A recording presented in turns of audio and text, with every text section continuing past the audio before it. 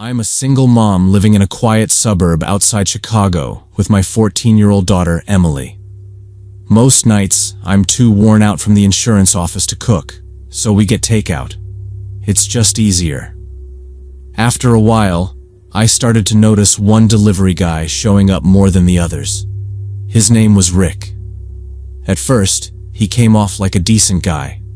Polite, remembering our names, making small talk. He'd ask Emily about school, or mention the weather while handing over the bags. I figured he was just friendly and good with customers. Over a couple of months, I realized he'd lingered longer than most delivery drivers. He'd stand there, still holding the receipt, looking over my shoulder into the house before saying goodbye. Sometimes he'd comment on our yard or make a remark about how nice the living room looked from the doorway. He'd ask questions too. What we had planned for the weekend, if Emily had soccer practice when I worked late. At first, I thought maybe I'd just told him those things in passing before, but after a while, it seemed like he knew our schedule without me saying anything. He'd hand me the food but stay on the porch, talking about how he'd seen me leave early that morning or how Emily must have had a game because the driveway was empty. The way he said it wasn't casual. It was like he'd been keeping track. I brushed it off, telling myself he probably just noticed when he was in the neighborhood. Still, when I locked the door after he left, I started checking twice that the deadbolt was turned all the way. One Thursday evening, he delivered dinner while Emily was at practice. As I signed the receipt, he said, "She's usually back by now, isn't she?" It caught me off guard. I didn't answer, just smiled politely and closed the door. I remember standing there in the hallway after, holding the food and wondering why a delivery guy was keeping mental notes on my kid's routine. It escalated about a week later. It was a Saturday afternoon, and I was in the middle of folding laundry when the doorbell rang. We hadn't ordered anything. When I opened the door, there was Rick with a takeout bag. I told him we hadn't placed an order, but he insisted there'd been a mix-up. Our address was on the ticket. He stood there explaining how the restaurant must have messed it up, going on about the confusion for almost 10 minutes, even after I told him I didn't need the food. He seemed in no hurry to leave. I finally stepped back and said I had to get back to something, and he walked off slowly, glancing past me into the house before heading to his car. Another time, it was early evening on a Wednesday. The sun was still out, and Emily was upstairs doing homework. Rick knocked, no delivery bag in hand, and said he was in the neighborhood and wanted to check if we needed anything brought by. I told him no, we were fine, but instead of leaving, he started asking about our plans for the night.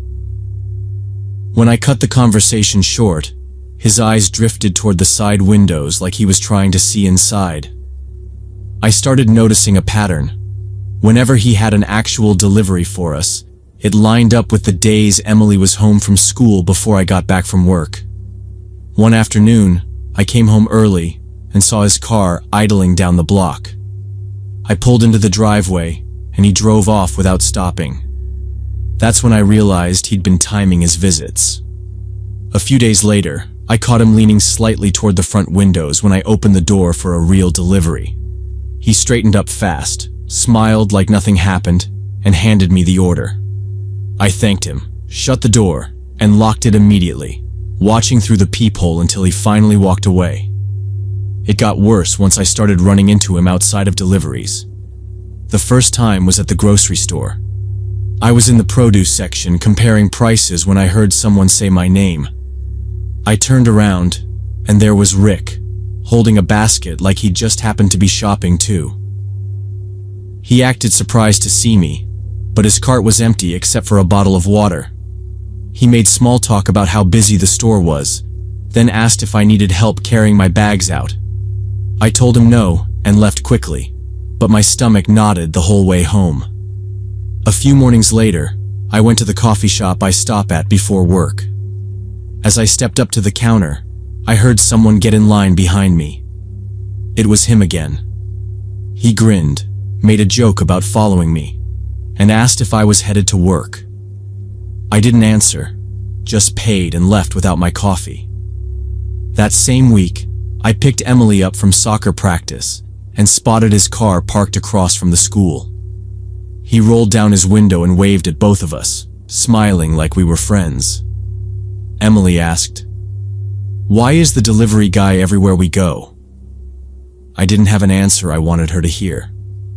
That night I called the delivery company and explained everything. They gave me a case number, said they'd look into it, and told me I could request different drivers. I did, but Rick still showed up at our door with our food. Every time it happened, I felt my hands shake when I signed the receipt. I finally stopped ordering from that service altogether. It didn't stop him. Over the next 2 weeks, he started showing up near our house. I'd see him walking slowly down the sidewalk, glancing toward the driveway, sometimes stopping to stare at my car. Our neighbor, Mrs. Chen, mentioned one morning that she'd seen him across the street holding his phone up toward our house like he was taking pictures. When I asked what time it happened, she said it was just before Emily came home from school. One evening, I was washing dishes with the kitchen window open. Out of the corner of my eye, I saw movement at the edge of the yard.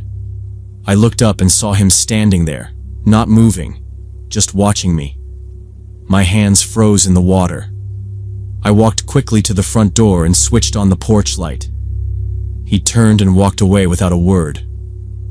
Emily started asking if she could stay late at school until I got home. She didn't want to be in the house alone anymore.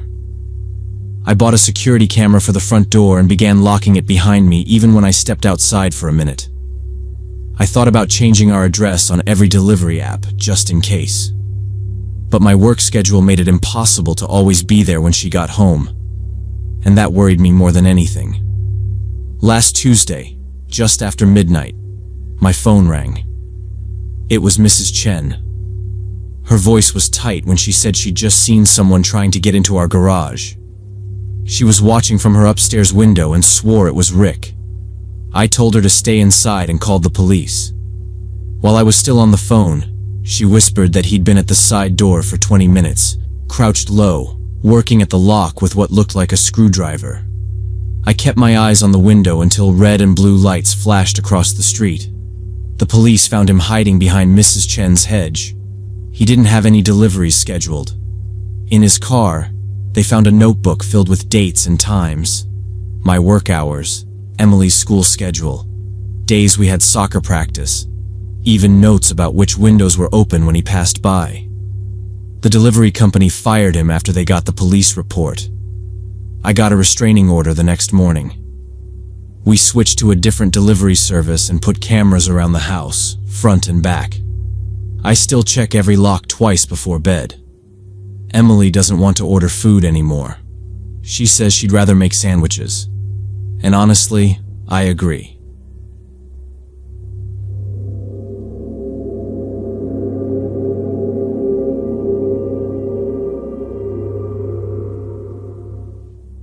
I'm a 25-year-old programmer, and for the last 3 years I've been living alone in a one-bedroom apartment in Portland. Nothing special about the place. Small living room, narrow kitchen, one bathroom tucked at the end of the hallway, and my workspace crammed into a corner of the bedroom. Most nights after work, I cook something quick, maybe scroll on my phone for a while, then open my laptop to watch a movie or play games until I feel tired enough to crash. About a month ago, it was a Thursday, I set up for one of my regular horror movie nights. It's a small ritual I've had since moving out on my own. I turn off every light, pull all the curtains shut, and let the glow of the screen be the only thing in the room. That night I picked some low-budget thriller. Nothing special, just background entertainment while I lounged on my bed with the laptop balanced in front of me.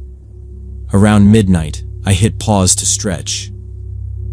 My back had gotten stiff, and I figured I'd grab a glass of water before finishing the last half hour of the film. I closed the laptop and stood up, the room still in total darkness, except for a faint line of streetlights sneaking under the curtains. When I stepped into the hallway, I froze. The overhead light was on.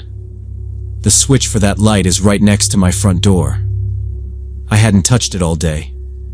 In fact, I remember passing that very spot earlier in the evening on my way to the bathroom, and it was definitely dark then. At first, I thought maybe I'd been careless earlier, but the more I stood there, the less that made sense. I live alone. No one has a spare key. And then, under that buzzing fluorescent light, I heard it. Soft, uneven footsteps. They were coming from the direction of my living room. Not loud, not fast, just a slow, deliberate shuffling like someone was trying to move without making sound. I stayed perfectly still in the bedroom doorway, my eyes fixed down the hall. The noise of my own heartbeat started to drown out the quiet steps. I strained to hear more. Barely there creaks in the floorboards, a faint click like something small being set down. The sound was close enough that I could tell it wasn't coming from the apartment above or below. My phone was on the kitchen counter, plugged in to charge. That meant to call anyone. Police, a friend, anyone. I'd have to walk straight past the living room. The thought of doing that made my legs feel rooted to the floor. I told myself to stay quiet. The less whoever was out there knew about me being awake, the better. I leaned just enough to keep my ear toward the hallway and tried to pick apart the sounds. I could make out drawers opening and closing in the kitchen area. The metallic scrape of something being unplugged.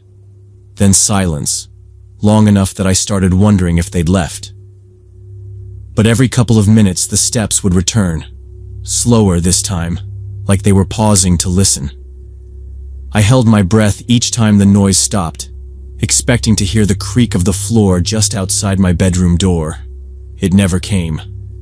I sank down to the floor with my back against the door, my knees pulled up, one hand gripping the bottom edge of the frame.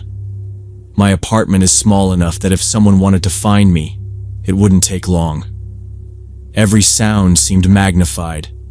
The hum of the fridge down the hall, the faint tick of the wall clock in the living room. I stayed like that the entire night. I didn't dare move or make a sound. The footsteps came and went, the drawers and faint clinks returning now and then, but they never came down the hallway. By the time I saw the first light of morning creeping under the curtains, my legs were stiff, my throat dry, and I was still pressed against the door, waiting for the sound of someone trying the handle that, thankfully, never came. Around 6 in the morning, everything went quiet. The fridge kept humming, pipes clicked once, and then it was just my breathing. I watched the strip of gray under the curtains get wider. I waited another hour before I finally turned the knob and eased the door open. The hallway light was still on, buzzing. My skin felt cold from the draft. I stepped out slow, heel to toe, listening. The front door was closed, but the deadbolt was straight up and down. I knew I hadn't left it like that. Up close, the lock told the story. Thin, fresh scratches circling the keyhole, bright against the brass. Someone had picked it. I cracked the door. The stairwell was empty, the exit sign 2 floors down flickering like a dying fish. I shut it, set the chain, and turned back. The TV still sat in the corner, black glass reflecting the ceiling light. The stand had a clean rectangle where my console should have been. The HDMI cable hung loose and tapped the wood. On the coffee table, a faint dust-free square showed where my work laptop had been. I felt that one in my stomach because it meant HR emails, asset forms, and explaining why a company machine was in a burglar's backpack. In the kitchen, the air was colder. The window over the sink was open 6 inches. The screen leaned against the wall, placed carefully. On the sill, a curl of paint and grit marked where someone had lifted it out. There was a flat shoe print on the vinyl by the baseboard. Blocky tread. Small pebble pressed into one corner. The faucet dripped into an empty basin. Steady. Controlled. It made the whole room feel staged. I walked the apartment, whispering a list because it kept my head clear.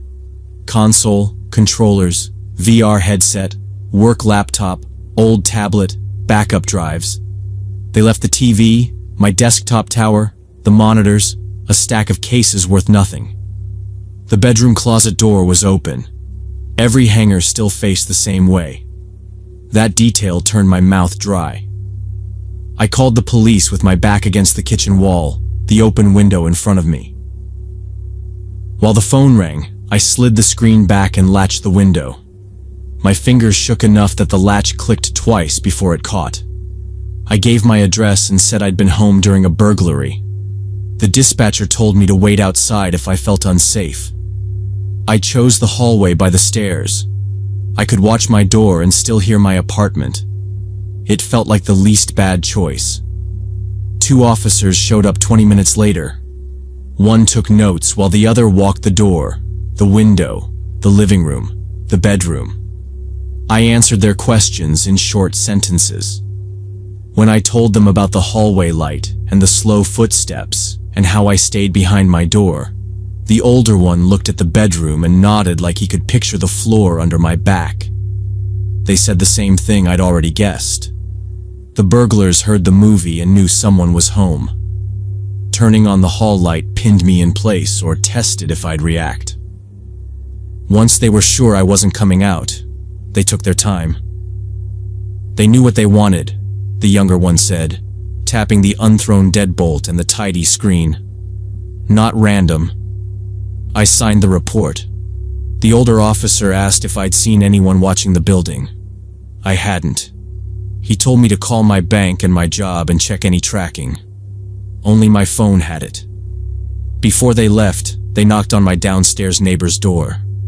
She came out in a robe and said she'd heard movement around 5. Soft thumps and a man's whisper telling someone to hurry. She'd seen 2 men climb down from my kitchen window to the narrow service landing, then drop to the alley. They jogged east without looking back. Hearing it in a calm voice made it worse. They had a plan, and my place was just one stop. The officers told me again that staying put was smart. People who move clean through apartments at night don't worry about arguments in hallways. They dusted the window frame and the coffee table. Powder smudges, a few partials, nothing usable. They gave me a case number and said there had been a run of similar jobs, but not many arrests. When they left, the apartment felt half empty and too bright. I spent the rest of the morning on calls. Work wanted serial numbers and a timeline. IT disabled my accounts and marked the device stolen. HR pushed a template statement to fill out. The bank showed no charges, but I canceled 2 cards and moved some money anyway. I made a replacement list and emailed copies to myself and to the detective's address on the card. By afternoon, I was reading reviews and watching install videos. I ordered a security kit with a monitored panel, door sensors, a glass break, a siren. I bought bars for the kitchen and bathroom windows and adhesive film for the glass. The next day, I put the bars up with a ratcheting driver until the screws bit into the studs. I moved my bed so I could see the door from my pillow. From there, I could also see the slight line of light under the door if the hall ever lit up again. The worst part wasn't the stuff. It was the picture in my head of 2 men standing in my living room, breathing quiet, pointing at my things, coiling cables instead of yanking them. Calm hands. No rush. One of them glancing down the hall where the light cut off just before my door. That part shows up everywhere now, at my desk, in the elevator, when I'm microwaving leftovers. I still watch movies, but I keep one lamp on and the phone cable runs to the nightstand. The alarm panel chirps when I arm it at night. I tested the siren once and felt it in my teeth. The downstairs neighbor texted to ask if I was okay. I told her I was testing and thanked her for looking out. She said she hoped those guys got caught. I didn't say anything back to that. Sometimes I run the night again in my head and try to see a different branch. In one, I open the door and shout, and they run. In another, they reach the door first. I don't stay in those for long. I just lock the deadbolt, slide the chain, check the camera feed on my phone, and let the red dot glow at me from the corner of the living room. A detective called a week later. Similar burglaries 10 blocks east. Picked locks, window exits, high-value electronics. No signs of panic. He didn't promise anything. He asked if I installed tracking on the new laptop. I said yes. He told me to keep my receipts and let him know if I saw any of my cereals on a local listing. Then the call was over. By the second week, the place had new routines. Shoes by the bed. Flashlight clipped to the nightstand. A small bag with my passport and a spare card on a hook inside the closet. I rehearsed what to say if the alarm ever tripped. Apartment number, cross street. I'm in the bedroom. I'm staying put. The building's boiler banged one night and the hallway light flickered. My hand went to the keypad before I knew it was just pipes. The police never found my stuff. No one got arrested. My door looks the same from the hall, but inside everything sits at new angles. I still code all day and heat leftovers. I still pick a movie and let it play. But I keep one light on, and I pause sometimes to listen for sounds that aren't part of the audio track. It's usually nothing. Someone's dog on the landing, wind in the vent cover. I make a note and move on. I didn't move. I didn't try to trade this unit for something with a gate and a courtyard camera. I made changes that made sense and kept living here. Late at night, when the city hum is a low wash and the building is quiet, I think about how prepared they were. A method, a route, a checklist, a way to keep their hands steady while mine shook through a door. Somewhere, they're planning the next one and the one after that. Somewhere, a different light switch will go up with a fingertip that never hurries. Sometimes I catch myself watching the hallway light longer than I need to. It stays off. The alarm panel glows by the door. My phone is on the nightstand, the cable warm against my wrist. I tell myself that's enough. I turn the volume down a notch so the normal noises come through. Pipes, fridge, stairs. I lock the deadbolt twice, even though it only needs once. I keep watching the screen until the credits crawl and the room goes back to being just a room with one light on.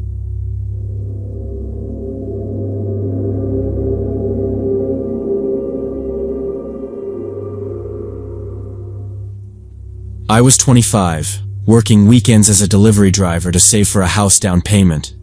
My full-time job at the bank barely covered rent and bills, so any chance I had to take an order, I took it. Thursday nights were usually quiet, but around 10 p.m. my phone buzzed with a pickup. $18 worth of Chinese food. The drop-off was in an industrial area I'd never been to, way out on the edge of town.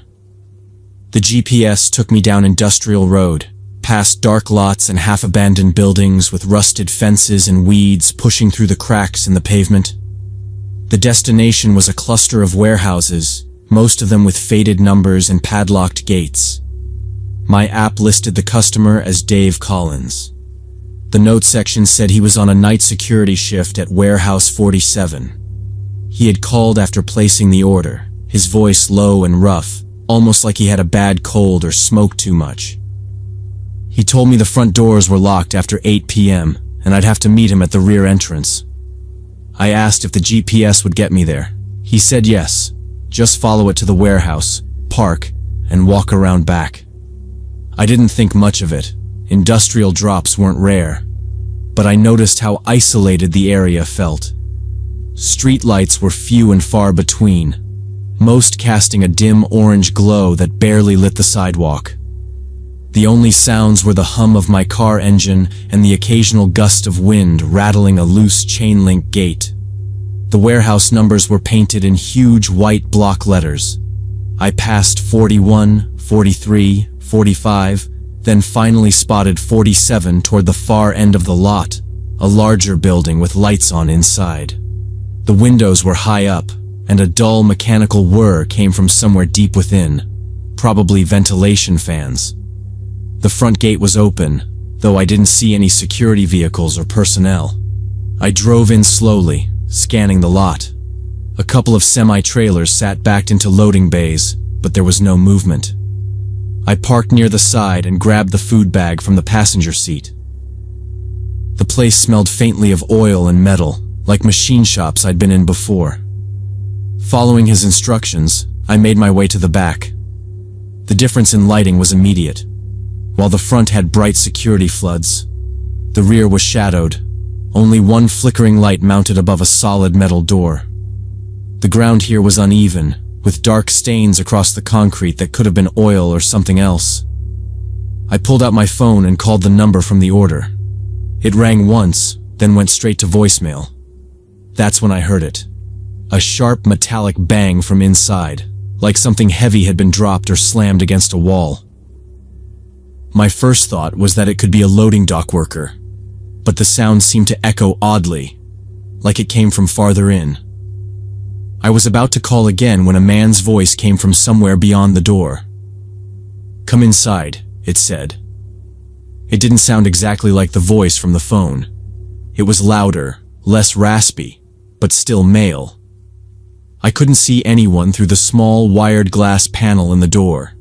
It was too dark inside beyond the faint glow of a faraway light. The voice didn't come from directly behind the door either. It seemed deeper inside, carried through the open space of the warehouse. Something about it felt off. I stayed where I was, my hand tightening on the bag of food. I looked around the lot again. Still no movement, no security car, no sign of any other workers.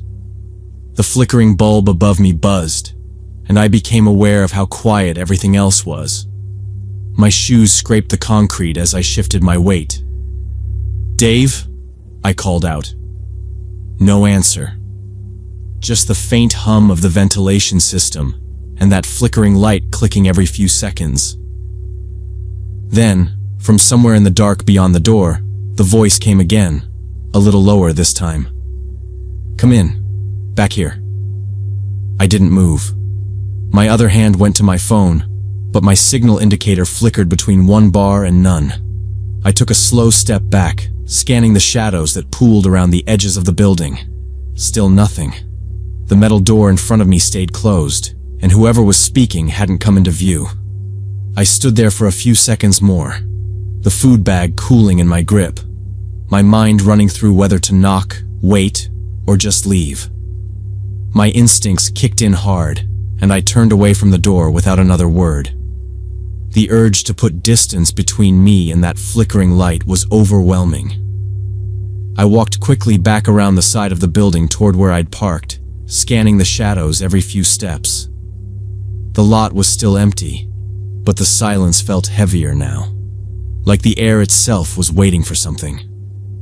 When I got to the front gates, my stomach dropped. They were chained shut with a thick length of steel and a padlock the size of my fist. I froze there for a moment, staring at it, replaying my drive in. There had been no lock. The gates had been open, no chain, nothing. I was sure of it. I pulled out my phone and dialed my delivery company's emergency line. The signal was barely clinging to one bar, the little icon flickering as I waited for the call to connect. It dropped after 2 rings. I tried 911 next, and it started ringing, but the sound was distorted and choppy. While I held the phone to my ear, I looked back toward the warehouse. 2 figures had just emerged from the rear of Building 47. They weren't running or shouting, just walking, steady and deliberate, straight toward me. The distance made them look small at first, but I could tell by the way they moved that they weren't wandering aimlessly. They knew where I was, and they weren't in any hurry. The call to 911 cut out completely. I shoved the phone into my pocket, jumped into my car, and started the engine. My headlights caught the glint of something in one of their hands. I couldn't make out details, but it didn't look like food or tools. The gate was blocked. My only thought was to find another way off the property before they got closer. The 2 men were maybe halfway across the lot now, their shapes clearer in the weak light. Both had dark jackets, the hoods up, and each was holding something low by their side. I didn't want to guess what. I remembered passing a stretch of chain link fence earlier when I drove in. The bottom had been bent outward and patched badly, the kind of thing you'd see at an abandoned lot. I threw the car in reverse, spinning the wheel to get lined up with the path I'd taken before. The tires squealed against the cracked asphalt, and I could see their heads turn toward the noise. I pressed the gas, reversed a few yards, then slammed it into drive and headed toward the weak section of fence. The headlights caught the dull metal mesh, sagging in the middle. At the last second, I braced my arms tight against the wheel. The bumper hit with a crunch, the fence folding under the impact, before snapping back and scraping along both sides of the car. The sound was deafening, metal shrieking against paint. But then I was through. On the other side, tires bouncing over uneven gravel. I kept going across the adjacent lot, which was completely empty except for a few rusted dumpsters. There was an opening on the far side that connected to a side road. I took it without slowing, the potholes rattling my teeth, until the road finally curved and fed back onto the main highway. Only then did I check the rear view. The warehouse lot was gone from sight, swallowed by darkness. My hands were shaking so badly I had to grip the wheel tighter just to keep the car steady. A mile later, I spotted a gas station and pulled in. I parked under the bright canopy, engine idling, and sat there until my breathing leveled out. When my phone finally rang, it was the police returning my call. I gave them the location, what I'd seen, and the fact that I believed the gates had been locked after I arrived. The dispatcher said they'd send units, but it might take some time since the area wasn't considered high priority at night. She told me to stay somewhere well lit and safe until I heard back. I waited in that gas station lot for nearly 40 minutes before they called again. The officer said they'd been to the address and found the gates unlocked when they arrived. No one was there. The place looked deserted. The next afternoon, I got another call from the same officer. They'd looked deeper into it. Warehouse 47, he told me, had been vacant for 6 months. The utility company had cut the power weeks earlier, so any lights I'd seen had been run on portable generators. The ventilation noise had probably come from them too. The order had been placed with a stolen credit card, the phone number traced to a prepaid device bought with cash. They didn't know exactly what those men wanted. The officer said it could have been a robbery, or something worse. Without security cameras or witnesses, there wasn't much they could do. They'd patrol the area more often for a while, but the trail was already cold. I didn't take any more delivery shifts after that. I told my supervisor I was done, and he didn't argue. The extra money wasn't worth it. I went back to just my bank job, slow and steady. No more runs to empty industrial parks at night. Still, sometimes, when I'm driving and pass an unlit warehouse or a lot with chained gates, I think about that night. I think about the flickering light, the voice calling me in, and those two figures crossing the lot toward my car. I wonder what they had planned, how it would have played out if I'd stepped through that metal door instead of walking away. But mostly, I'm just grateful I didn't find out.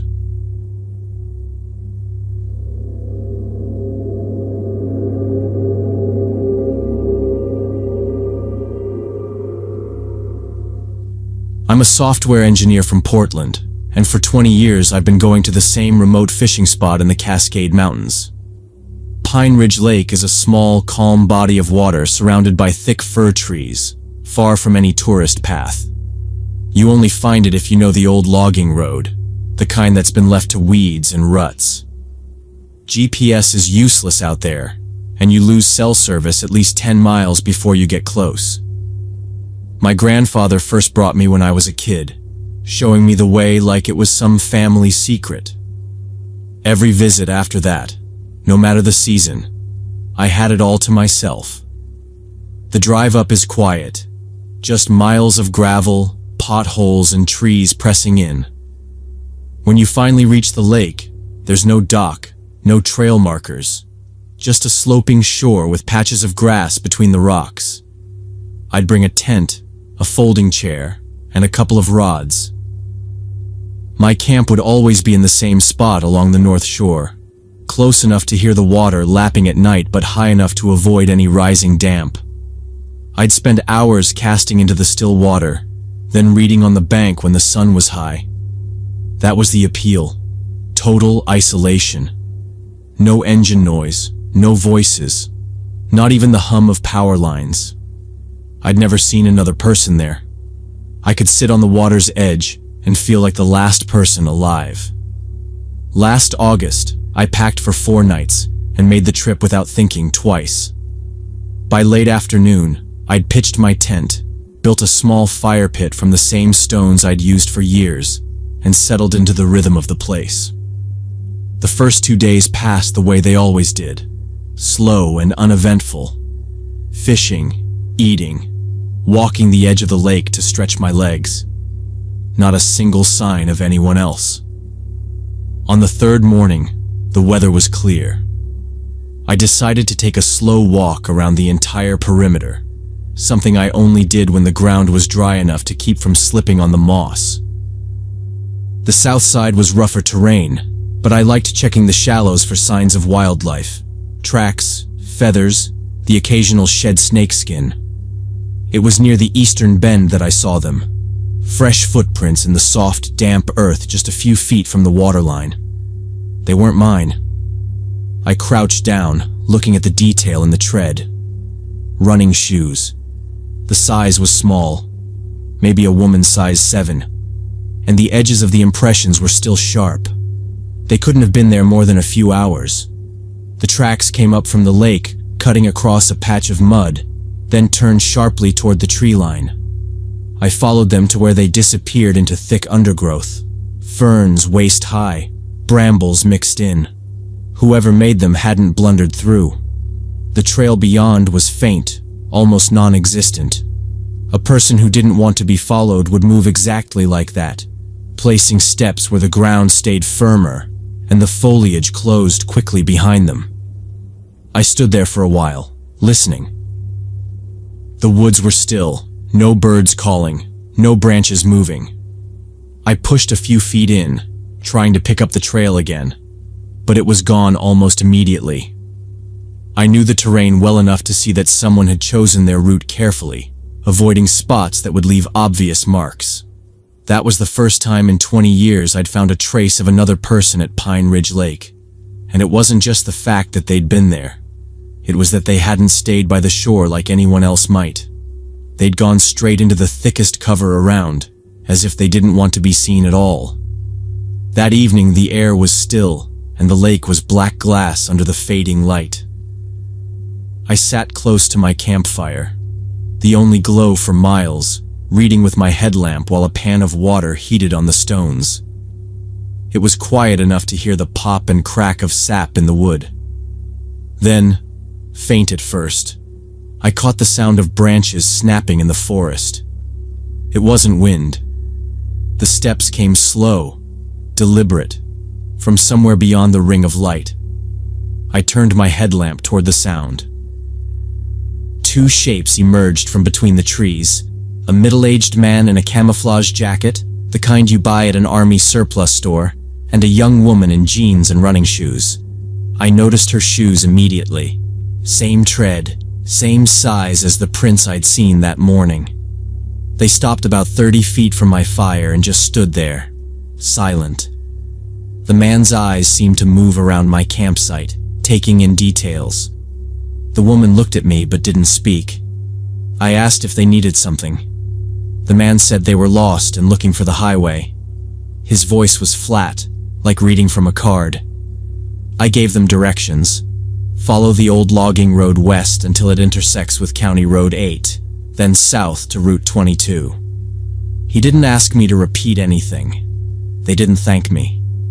Without another word, they turned and disappeared into the darkness in the direction they'd come from. The whole exchange couldn't have been more than 2 minutes, but the way it played out felt like a scene they'd rehearsed. When they were gone, I sat back down, but didn't open my book. I kept listening. The woods returned to quiet too quickly, like they'd stopped moving the instant they were out of my sight. I ate without tasting anything, and every flicker in the tree line set me on edge.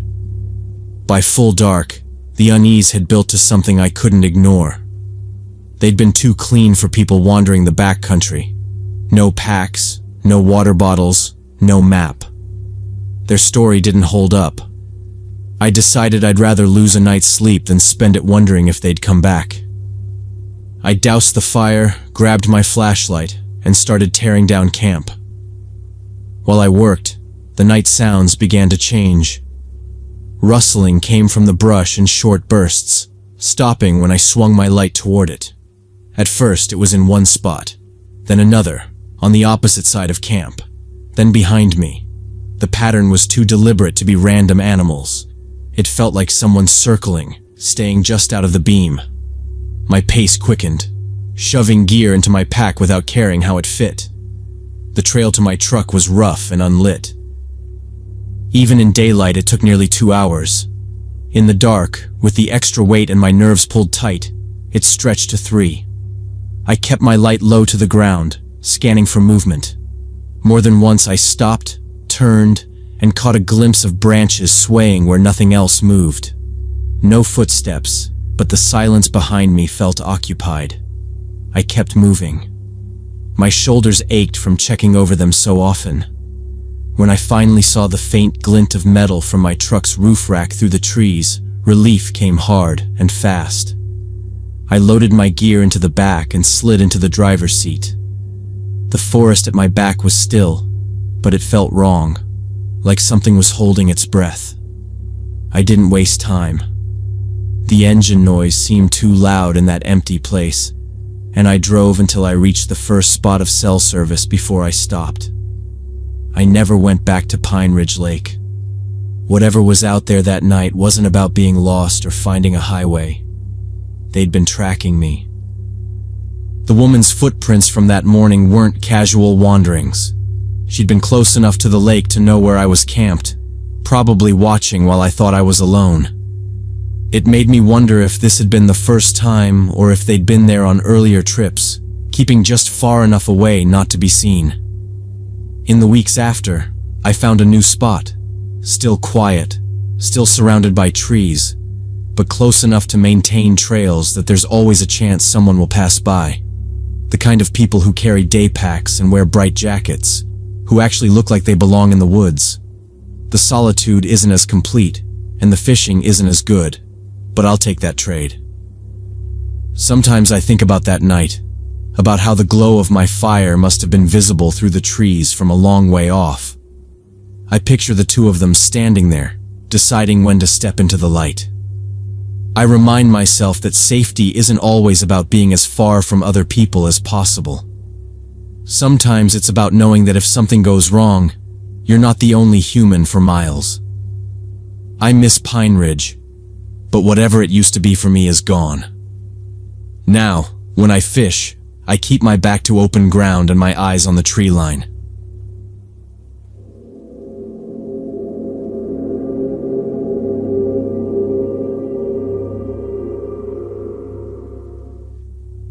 When I was working as a nurse at Memphis General, I had this routine of going for a run after every shift. The apartment I rented was on the 3rd floor of this old building, and the front door lock was completely messed up. Every single day, I had to fight with that thing for like 10 minutes just to get in or out. My landlord kept promising to fix it, but you know how that goes. That March evening started like any other.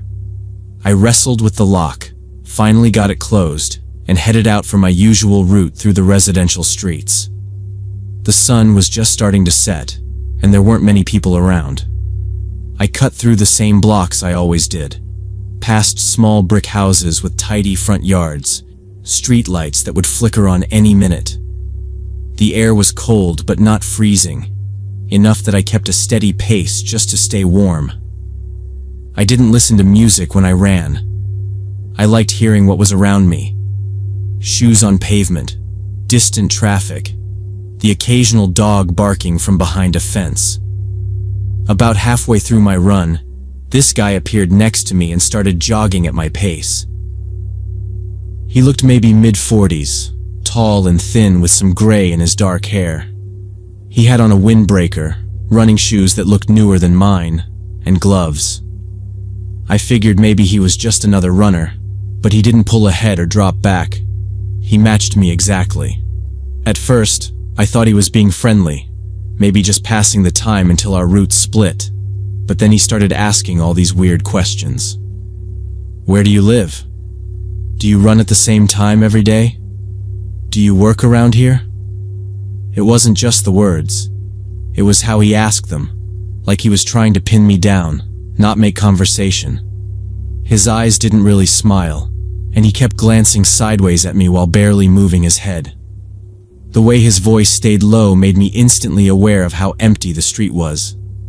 I gave short answers at first, then stopped replying altogether, hoping he'd take the hint. Instead, he stayed right there, a half step behind me. The sound of his shoes hitting the pavement in time with mine made my skin crawl. I could feel him watching my movements, even when I didn't look. My route normally looped through the neighborhood before heading back toward the apartment, but I didn't want to be anywhere near this guy any longer than I had to. I spotted an upcoming intersection where I could turn off and head straight back home. My pace picked up just slightly, enough to make the turn without looking like I was running from him. As I moved toward the corner, I could hear his footfalls quicken to match. But the guy didn't take the hint. He followed me when I changed direction. That's when it hit me that this wasn't some random coincidence or overly friendly jogger. This was deliberate. His footsteps stayed right behind mine, and I could hear his breathing start to get heavier. Every time I sped up, I heard the shuffle of his shoes match my pace. The air felt colder, and it wasn't from the weather. My chest tightened, my arms pumped harder, and my head went into full survival mode. The street ahead was empty, every house dark except for the occasional porch light. I cut across to the side with fewer driveways, thinking maybe I could get some distance. No luck. I caught glimpses of his shadow stretching and shrinking in the streetlight, always close. My ears picked up the rhythm of our feet hitting the pavement, his slightly heavier, like he was leaning forward into the run. I turned onto the final stretch toward my apartment, legs burning, lungs aching. I knew if I slowed down even for a second, he'd be right on me. My building came into view, the old brick front with the faded green door I usually cursed at for its stubborn lock. Tonight, it was the only thing between me and this guy. My heart was pounding so hard I could barely see straight. By the time I reached the steps, my hands were shaking. I fumbled for my keys, jabbing one wrong one into the lock, pulling it out and trying again. Every second felt like 10. I could hear his shoes on the sidewalk, closer now, maybe 10 feet away. I braced for the usual fight with the lock, ready for the panic to boil over. But the key turned. Instantly. It was like it had been waiting to open. I shoved the door in, slammed it shut behind me, and twisted the deadbolt until I felt it click. For a few seconds, there was only silence except for my breathing. Then came the pounding. Hard, fast, shaking the thin wood of the door. My stomach flipped when I heard his voice, low but forceful, saying, "Open up. I know where you live now. I'll be back." The sound of him breathing between words made my skin crawl. I shouted back that I was calling the police, my voice cracking. There was a pause, then the faint thud of footsteps retreating down the stairs. I stayed frozen where I was, back against the door, holding the knob like it could come loose. I didn't move until I couldn't hear anything at all outside. When I finally pulled my phone from my pocket, my hands shook so bad I almost dropped it. I didn't call the police right then.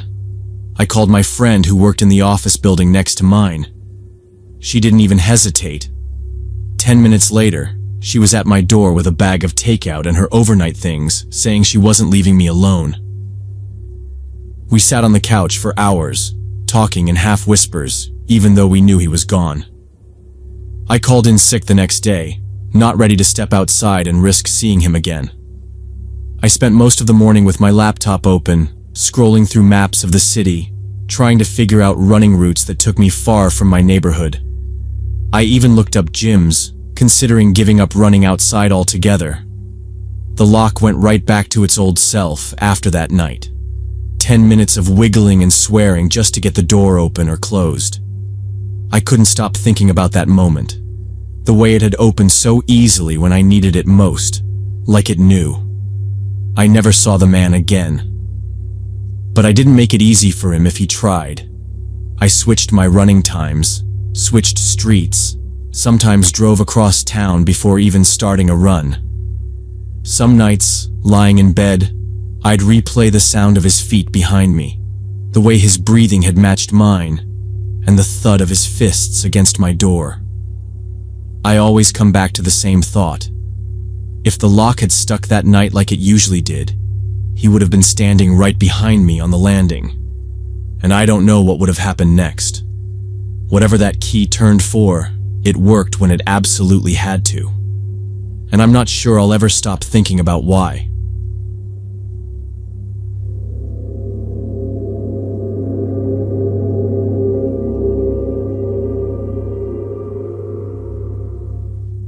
When I was 22, I was running this little all-night car wash just outside Riverdale. It wasn't a big operation. 3 wash bays, a coin vac station, and a small office with a desk, a couple of plastic chairs, and an old space heater. The kind of place where, after midnight, you'd maybe see 2 customers in an entire shift. Most of the time I was alone, just keeping the machines going and making sure nobody tried to jam tokens into the wrong slot or mess with the change dispenser. The hum of the wash pumps and the occasional splash from someone's rinse cycle were about the only sounds, and during the slower stretches, I'd sit in the office with a thermos of coffee, flipping through a textbook or scrolling my phone. It was boring work, but it was easy money, and I could use the quiet time to study. The lot was small enough that from the office window I could see the entrance, the wash bays, and even the road out front. That meant I knew exactly who was pulling in and out at any given time. And over weeks of working nights, I got familiar with the usual traffic. Locals washing their trucks after a late shift, rideshare drivers knocking bugs off their bumpers, and once in a while some teenagers looking to kill time. By early March, I'd started to notice something that didn't fit the pattern. Across the street, on the cracked asphalt of an old abandoned lot where a gas station used to be, there was this dark pickup truck that would park late at night. The first time I saw it, I figured the driver was just waiting on someone, or maybe stopping to make a phone call.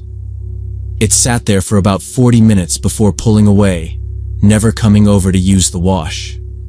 A week later, I saw the same truck again. Same spot, same time of night. It was far enough that I couldn't make out much inside, just shapes in the cab, and the headlights stayed off the whole time. I thought maybe it was a couple of people just talking or eating takeout. The third time, it was different. I'd gone out to check one of the vac machines and happened to glance up at the lot across the street. There it was again, angled toward my side of the road. No dome light, no movement I could see, just sitting in the dark. By then it didn't feel like a coincidence anymore. It wasn't a busy street, and the abandoned lot had no reason for anyone to be there unless they were passing through. The fact that they kept showing up after midnight and staying for long stretches made my stomach knot a little. I stood there a few seconds, watching, until I caught the faint flicker of what might have been someone moving inside. That was enough for me to go back into the office, grab a pen, and write the plate number on a scrap of receipt paper. The truck didn't leave right away. I'd check every so often from the office window, and each time, it was still there, motionless, facing toward the wash bays like they were watching for something. About an hour later, the engine started and it pulled away slow. No sudden turn, no stop at the intersection, just gone into the night. For the next 2 weeks, it happened almost like clockwork. I'd glance up from the office window sometime after midnight and see the same dark pickup sitting in that same spot across the street. Never any headlights, never pulling in to use the wash, just sitting there for an hour or more before leaving. At first, I tried to brush it off, but after the 4th or 5th time, it was hard to think it was anything but deliberate. I started making a note of the nights, the times, and even the weather. Didn't matter if it was clear, raining, or snowing lightly, the truck still showed up.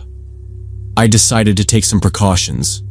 I picked up 2 extra security cameras from the hardware store and mounted one facing the road and the other toward the side of the lot. I angled them so they'd catch anything moving near the office or in the parking area. I also started keeping pepper spray in my pocket anytime I stepped outside. It made me feel slightly better, but the unease never went away. I thought about calling the police just to report the suspicious vehicle, but part of me wondered if they'd even take it seriously. I told myself I'd call them the next time I saw it. That decision came too late. It was a Wednesday night, about 2:30 in the morning, and I was locking up early because we hadn't had a customer in over an hour. I shut off the bay lights, pocketed the cash from the change machine, and headed out toward my car. As soon as I stepped out from behind the office, my stomach sank. The dark pickup was idling in the lot, not across the street this time, right in my lot, angled so it completely blocked my car from pulling out. Before I could react, both doors swung open and 2 guys in dark hoodies stepped out. They didn't run at me, but they were moving fast enough that I didn't think twice. I spun around and bolted back into the office, slamming the door and throwing the deadbolt. My hands were shaking as I hit the alarm system button. The siren started blaring instantly, this high-pitched, ear-splitting wail that echoed off the empty wash bays. I could hear the thud of boots on the pavement, and then a heavy kick against the door that made the frame shudder. Another kick, harder. The blinds rattled as one of them pounded on the glass. Then, over the noise of the alarm, I caught a short burst of frantic voices, and suddenly the pounding stopped. Through the small side window, I caught a blur of movement as they ran back to the truck. The engine revved, and in seconds the pickup tore out of the lot and disappeared down the street. I stayed behind the locked door until the siren cut off, then called 911. The police showed up about 10 minutes later, lights flashing across the wet pavement. I walked them through what happened, showed them the scrap of paper with the license plate number I'd written down weeks earlier, and pulled up the security camera footage. One of the officers told me it looked like I'd been targeted for a robbery. The truck's repeated appearances made sense. They'd probably been watching to figure out my routine, what time I closed up, and when I'd be walking out with the day's cash. They asked me to save all the footage and give them copies. The older officer told me straight up that hitting the alarm might have saved me from a lot worse than losing some money. People like that, once they get you cornered, there's no telling how far they'll go, he said. I went home after giving my statement, but I didn't sleep much. About a week later, I got a call from one of the officers who'd been at the scene. They'd caught the 2 guys trying to rob another late-night business across town, a 24-hour convenience store with only one clerk working the overnight shift. The truck matched the one from my footage, and when they ran the plates, it came back to one of the suspects. They'd been connected to a string of similar cases, all targeting places that stayed open all night with a single employee and easy access to cash. The officer told me that the extra cameras and my detailed notes about the times and license plate had helped them link the suspects to multiple incidents. If you hadn't taken it seriously early on, they probably would have gotten away with more, he said. That was good to hear, but it didn't make me feel any safer standing alone at that car wash in the middle of the night. I stuck it out for another month, but every time a car slowed near the lot or parked across the street, my chest tightened. I found myself checking the cameras every few minutes and keeping one hand in my pocket for the pepper spray any time I stepped outside. Eventually, I decided it wasn't worth it. I found a day job at a regular garage where the biggest threat was someone tracking grease onto the customer lounge carpet. Even now, years later, I can't ignore a parked car that doesn't seem to have any reason to be where it is. I'll watch it until it leaves or until I have to walk past it, and I still take note of the plates without even thinking about it. I used to think that kind of vigilance was just paranoia, but I learned the hard way that sometimes people really are watching you, and sometimes their reasons aren't good.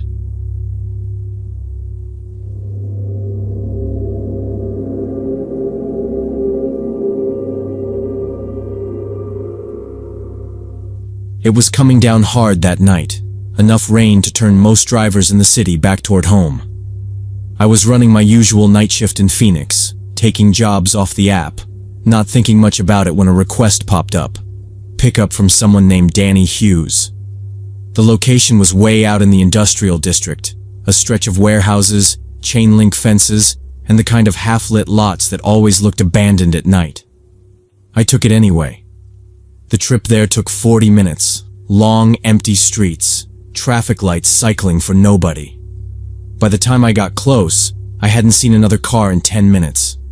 The destination on the ride request was even further out, somewhere on the edge of town near warehouses I'd never worked around before. I kept glancing at the rain streaking the windshield, the wipers thudding in a steady rhythm, and wondering why anyone would need a ride from there at this time of night. The pin dropped me near a railroad crossing. There were no buildings close by, just gravel shoulders, a couple of old lampposts, and a metal gate leading toward the tracks. I parked on the side and waited. A few minutes passed with nothing but the rain pattering on the roof. Then a figure emerged from the shadows, walking up the road toward me. He was tall and thin, wearing a dark jacket zipped up to his neck. As he got close, I saw his hair was plastered down from the rain. He kept glancing over his shoulder like he expected someone to be following him. When he opened the passenger door, he didn't say much, just slid in, dripping water onto the seat, avoiding my eyes completely. I confirmed his name, then pulled back onto the road. For the first few minutes, the only sound in the car was the heater and the tires hissing on wet asphalt. He leaned forward in his seat, elbows on his knees, phone in hand. Every couple of minutes he'd unlock it, check something quickly, then lock it again. His leg kept bouncing. The route took us deeper into the outskirts, past darkened storage lots and long stretches of nothing. His phone lit up his face each time he checked it, and I noticed how tight his jaw looked, like he was clenching it. Something about the whole ride felt off. Not anything obvious, just the way he kept scanning behind us whenever we passed reflective windows, the way he barely seemed to breathe when a car came the other way. I told myself he was probably just having a bad night. Still, I kept one hand resting light on the wheel, the other close enough to the gear shift in case I needed to react quickly. Outside, the rain kept falling, turning the road into a shining ribbon under the streetlights as we drove further into that empty part of the city. About halfway to the destination, he shifted in his seat and told me to pull into a gas station we were passing. His voice was flat, quick, said he had to take care of something urgent. The place was one of those older stations with a single row of pumps under a dim canopy and a small building off to the side.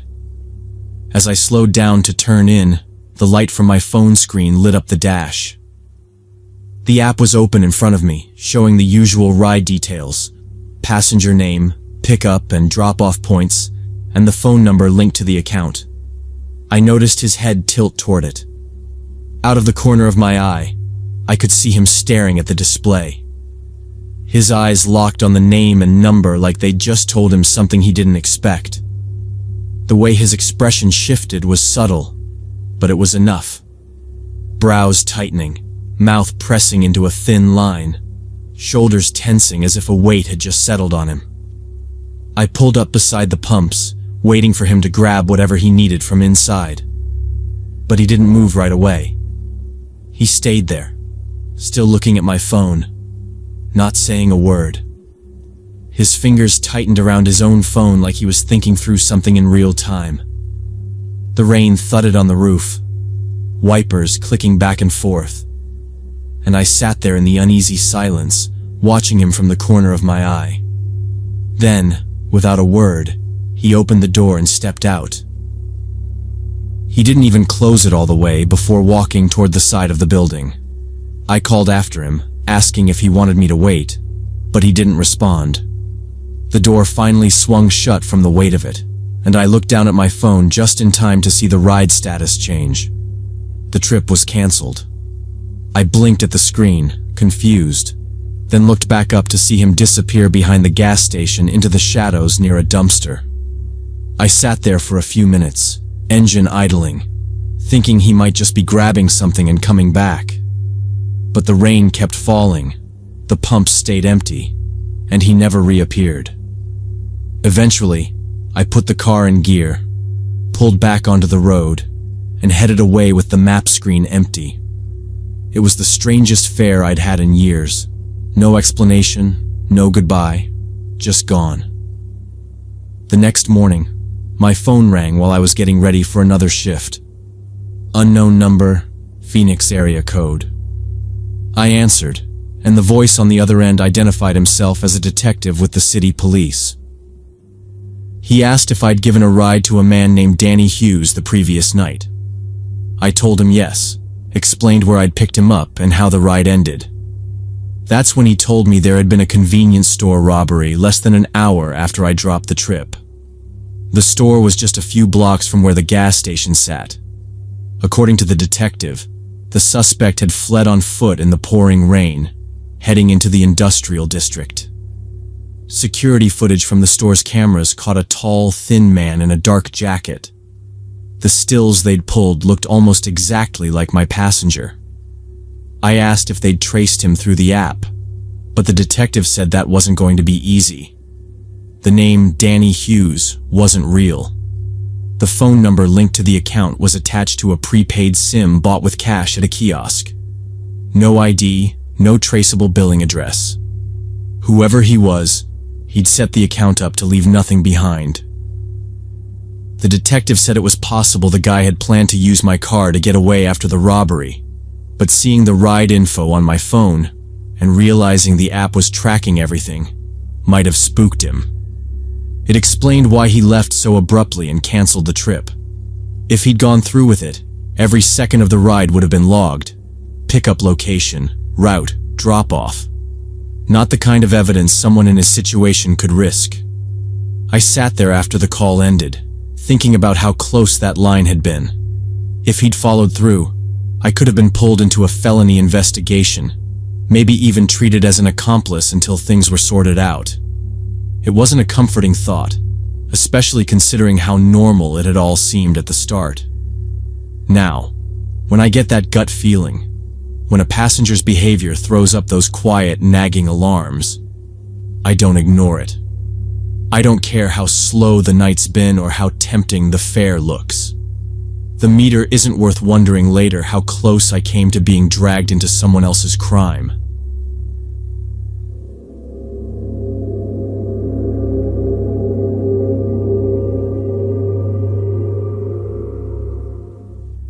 When I was 22, my dad got me a summer job at Portland High through some connections in the school district.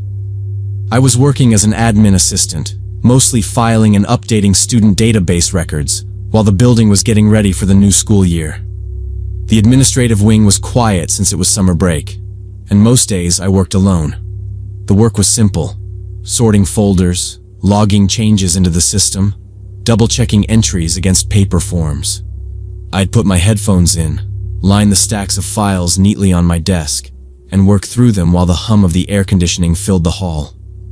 Every now and then, the janitor would pass by pushing his cart, and we'd nod to each other. If I ran out of work early, I'd organize the supply closet or update the archive labels. It was easy money, and I didn't have to deal with the chaos of an actual school day. The offices smelled faintly of copier toner and old paper. In the afternoons, sunlight came through the tall windows, cutting across the floor in pale yellow rectangles. Some doors were locked for the summer, others left open with chairs stacked on desks for the cleaners. The place felt like it was in a kind of sleep mode. Everything paused until September. I'd occasionally pass a teacher coming in to grab something from their room, but otherwise, it was just me and the echo of my own footsteps in the hallway. One day, I was heading down toward the staff break room when I passed Mr. Anderson's computer lab. The lights were off, but his computer screen was glowing in the dim room. I slowed down and glanced inside. He wasn't there, but on the monitor was a window I didn't recognize. A dark interface with lines of text in little boxes, some of them highlighted. It looked a bit like a messaging app, but not one I'd ever seen before. The text was in short bursts, like people sending quick notes back and forth. I stood there a few seconds longer, scanning the strange layout, before moving on. A few minutes later, as I was coming back with my coffee, Mr. Anderson walked past me toward the lab. He was carrying a stack of folders under one arm.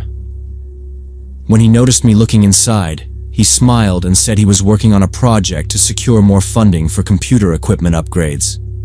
He mentioned that the program I'd seen was just part of his research, something about tracking usage and making a case for why the school needed newer machines. Then, as if it were an afterthought, he asked if I'd be willing to sign a petition supporting the funding request. I told him sure, and he pulled a clipboard from his desk drawer, sliding it across for me to write my name. The petition form was on a standard clipboard, lined with neat columns. At the top, in bold, it read, "Support for Portland High Computer Lab Funding Proposal." Underneath were the headings, full name, address, phone number, and email. I didn't think twice. Petitions usually needed identifying info, right? The sheet wasn't even close to full. Only 2 other names were listed above mine, both belonging to girls I didn't know, with addresses in other parts of the district. Their handwriting looked careful, maybe even nervous. I wrote my information quickly, signed the bottom, and handed the clipboard back. Mr. Anderson thanked me, smiling in a calm, almost relieved way, like I'd just done him a favor he'd been counting on. I went back to my desk and finished the stack of student files waiting for me. The rest of the afternoon passed without much else happening. Over the next few weeks, I'd see him in the hallway occasionally. He'd always greet me with the same friendly tone, asking how the admin work was going or if I was enjoying the job. He never mentioned the petition again, and I didn't think about it after that day. About a month later, I was home on a Saturday night when my phone rang. It was my friend Melissa, who worked in cybersecurity for a private firm. She sounded serious, almost out of breath, and asked if I was alone. She said she'd been doing research for a project, digging around on dark web forums to monitor illegal data sales, and stumbled on a post that stopped her cold. It was a listing selling verified personal details of young women from our area. She scrolled through the sample list provided by the seller and recognized my name. It had my full address, phone number, and email. At first, I thought it had to be some kind of coincidence or maybe old public record info. But Melissa said the formatting matched what she'd seen in the listing, columns exactly like a petition sheet. She told me she'd already saved screenshots and metadata, and that we needed to go to the police immediately. My stomach sank. I remembered the clipboard in Mr. Anderson's hands, the 2 other girls' names written above mine. We went to the police station the next morning. Melissa handed over her findings, explaining how she'd accessed the site and where the listing was hosted. The detective we spoke to didn't brush it off. He asked me if there was any situation recently where I'd given all that personal info to someone in person. The only thing I could think of was that petition. I told him exactly when it happened, whose classroom it was, and who had asked me to sign. They took down every detail. A week later, I got a call from the same detective. They had arrested Mr. Anderson. When they searched his work computer and home devices, they found a large database containing the personal information of dozens of current and former female students from multiple schools in the district. The police said the petition had been one of several cover stories he used to gather details.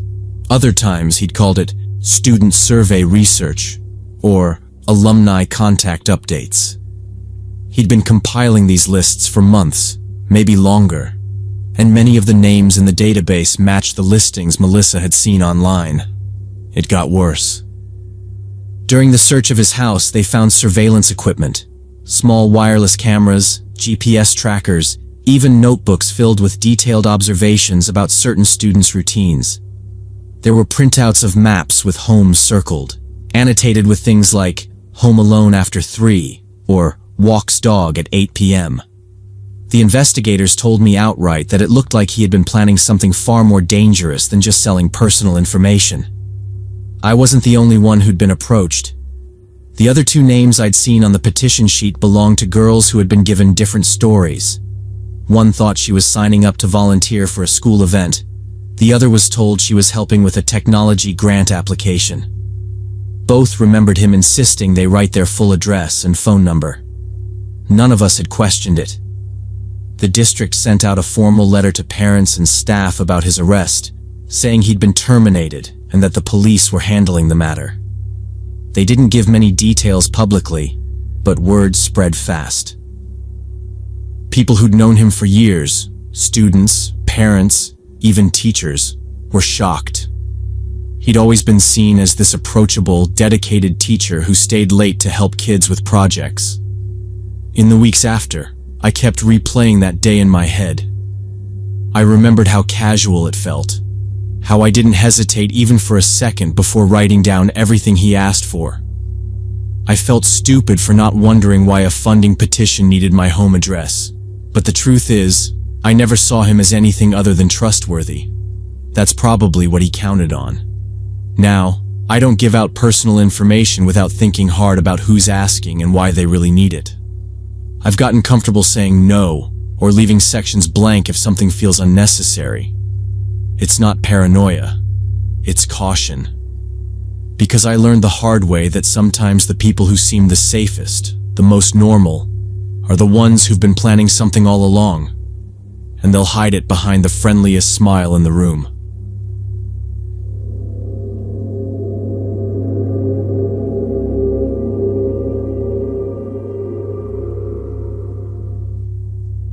When I was 19, I worked evenings delivering food to help pay for college. Most nights were uneventful.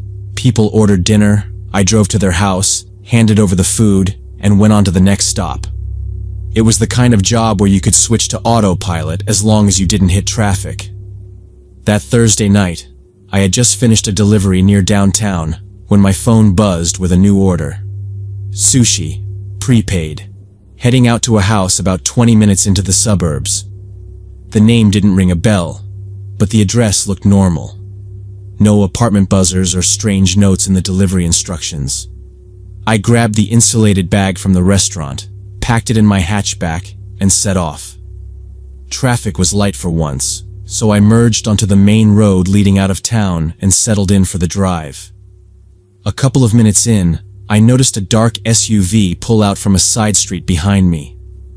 At first, I didn't think much of it, but after another mile, I realized they were matching my pace exactly. The road was empty except for us, so they had plenty of room to pass if they wanted. Instead, they stayed a steady 3 car lengths back. I eased up on the gas, letting my speed drop a few miles per hour, hoping they'd overtake me. They didn't. I changed lanes once, then twice, each time giving them the chance to go around. They didn't. They moved when I moved. Every time I checked the mirror, their headlights were lined up dead center behind me. My route had a couple of long, empty stretches between traffic lights, so I tested it, sped up just enough to see if they'd fall behind. They didn't. Every adjustment I made, they mirrored. No turn signals, no obvious signs they were in a hurry, just quiet persistence. I could feel myself gripping the wheel tighter, debating whether to take a different turn than planned. But I didn't want to mess up the delivery address and end up explaining to my manager why I was late. By the time I exited the main road into the residential streets, they were still there. Every corner I took, I checked my mirror. Same SUV, same distance. When I finally turned into the neighborhood where the address was, I glanced back and saw them roll straight past the intersection. No brake lights, no hesitation. They just kept going. My shoulders eased a little as I pulled into the street. The house was a small single-story ranch with a narrow driveway and one dim porch light. I parked close enough that I wouldn't block the street, grabbed the sushi bag from the passenger seat, and walked up the path.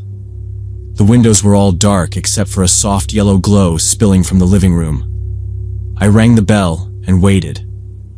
After a few seconds, the door opened to reveal an elderly woman in a pale bathrobe. She had a wary, confused look on her face, holding the door halfway open like she wasn't sure who I was. I told her I had her sushi order and held up the bag. She frowned and shook her head. "I didn't order anything," she said, voice sharp and certain. I double-checked the address on the receipt. It matched exactly. I mentioned the order had been prepaid and asked if maybe someone else in the house had ordered it. She didn't budge. "There's no one else here. You've got the wrong place," she said, already stepping back. I apologized, said there must have been some mix-up, and wished her a good night. She closed the door without another word.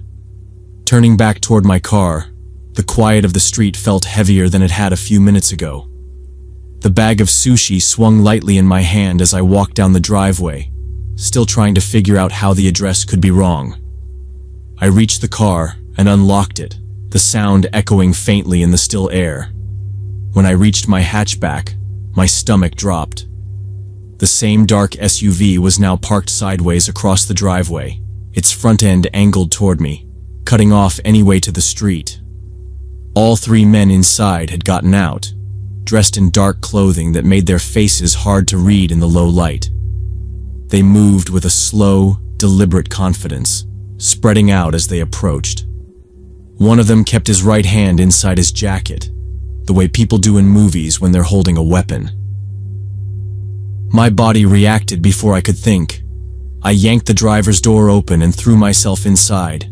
I jammed the keys into the ignition and reversed hard, trying to angle the car around the SUV. The driveway was too tight, boxed in by the narrow strip of grass and the low hedges. I cranked the wheel, tires screeching as I tried to swing the back end out. The right rear wheel slipped off the edge into a patch of damp earth beside the house, and the whole car lurched sideways. I pressed the gas harder, but the tires only spun in place, kicking up mud. The thud of footsteps was getting closer. The realization hit me in a wave. There was no getting the car free in time. I left the engine running, grabbed my phone, and bolted from the driver's seat. I sprinted past the side of the house toward the narrow stretch of lawn that gave way to the small wooded area behind the property. Shouts rang out behind me, sharp and angry. I didn't dare look back. Branches whipped against my arms as I pushed deeper into the trees, my shoes slipping on fallen leaves. The light from the street disappeared quickly under the canopy. My breath was loud in my ears, my heart pounding so hard I thought it might give me away. I spotted a dense cluster of bushes and dropped to my knees, crawling into the hollow beneath them until I was completely hidden. The smell of damp earth filled my nose as I fumbled with my phone, my fingers shaking. I dialed 911 and pressed the phone to my ear. My voice was barely above a whisper as I told the dispatcher I was being followed, that there were 3 men, that I was somewhere behind an address in the suburbs. She kept her tone calm, asking me to stay on the line and describe what I could hear. The crunch of footsteps moved closer, and voices cut through the darkness. They were talking to each other, splitting up, one moving toward the left, another circling wide. My chest tightened. I pressed myself flatter against the ground, trying to control the sound of my breathing. A twig snapped somewhere behind me, and I froze completely still. For several minutes, the sound of their search stayed close, shifting in different directions as they checked the undergrowth. One of them called out, low and sharp, to the others. Then slowly, the voices started to fade. I heard the faint slam of a car door, then another.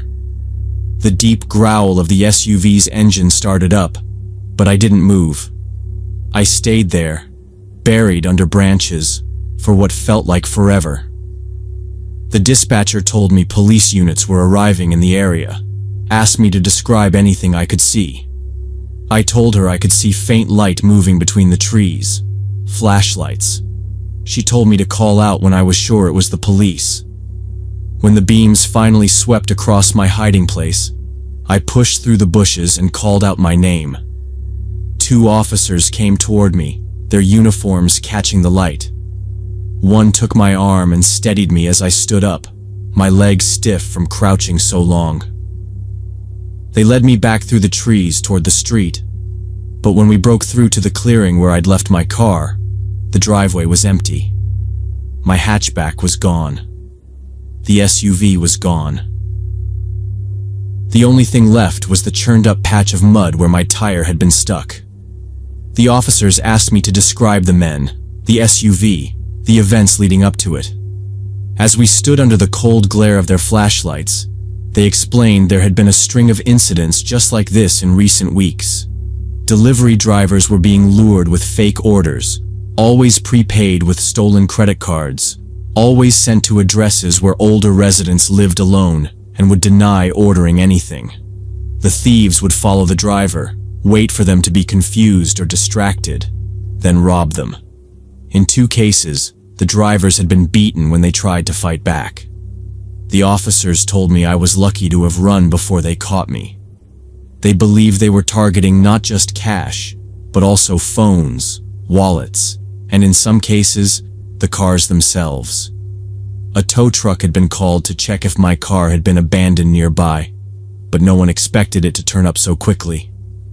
They took my statement, gave me a case number, and drove me back toward town. I sat in the back of the cruiser, the trees and quiet streets sliding past, my hands still trembling. The next morning, I called my manager to tell him what happened. He didn't argue when I said I wouldn't be coming back.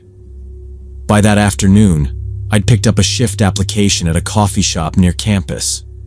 It paid less, but it meant being indoors, around people, under bright lights. Even now, months later, I feel my grip tighten on the wheel when a dark SUV appears in my mirror. If one stays behind me longer than a few blocks on an empty road, I'll take an extra turn or 2, just to make sure. And if they follow, I'll keep driving until I find somewhere crowded and well lit, because I'm not ever letting myself be boxed in again.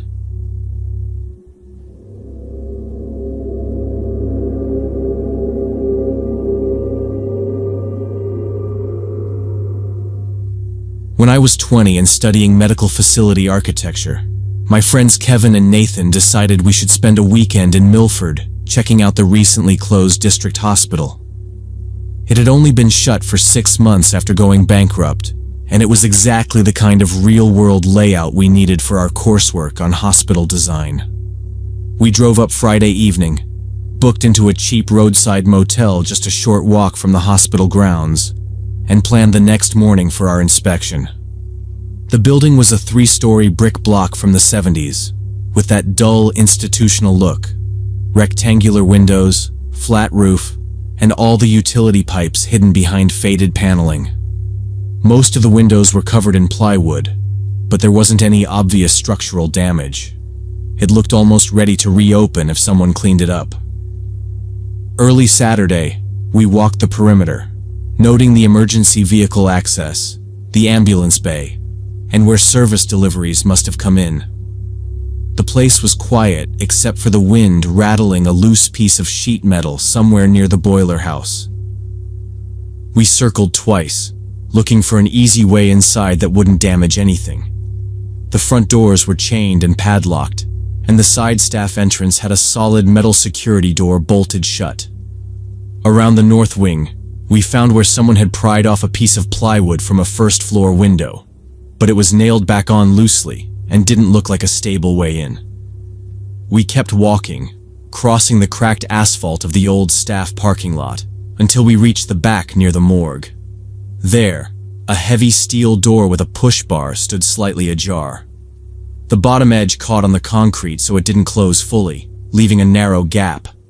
It looked like it had been forced before, maybe by maintenance workers clearing equipment or by vandals looking for scrap.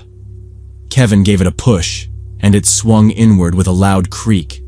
Inside was a dim corridor, the air cool and stale. Old gurneys lined one wall, wheels locked at odd angles. A portable X-ray unit sat pushed into a corner, and filing cabinets stood open with scattered patient charts on the floor. The linoleum underfoot was peeling in long strips. Some overhead lights still worked, buzzing faintly, while others hung dead with dust-covered tubes. We moved deeper, our footsteps echoing. A cracked sign hanging from the ceiling pointed left to pathology and right to radiology. The main hallway stretched on like a maze, intersecting with narrower service corridors. Every few meters we passed doors standing ajar. Supply closets with broken shelving, offices with overturned chairs, and examination rooms stripped of most equipment, except for fixed wall units. We decided the fastest way to cover the building would be to split up. Kevin, who liked working on floor plans with active treatment areas, headed for the ground floor emergency department. Nathan, more interested in administrative layouts, went toward the offices. I took the stairs up to the second floor, which was where the surgical wing was located, my main area of research. The stairwell smelled faintly of antiseptic, the kind that lingers in the walls, mixed with something metallic from the rusted handrails. I stepped out onto the landing and into a long, silent corridor. Ahead were double-swinging doors with operating theaters, authorized staff only, stenciled in fading paint. I pushed through, the hinges groaning in the stillness. In the surgical wing, the air felt heavier, dust swirling with every step I took. I moved into one of the operating rooms, the kind with large overhead lamp arms still bolted into the ceiling. The pale green tile walls were intact, the grout lines stained darker with age. I set my notebook on the counter, pulled out my tape measure, and started taking readings from wall to wall, noting the placement of built-in cabinets and sinks. It was silent except for the faint hum from somewhere deep in the building. I was crouched by the baseboard when I heard it.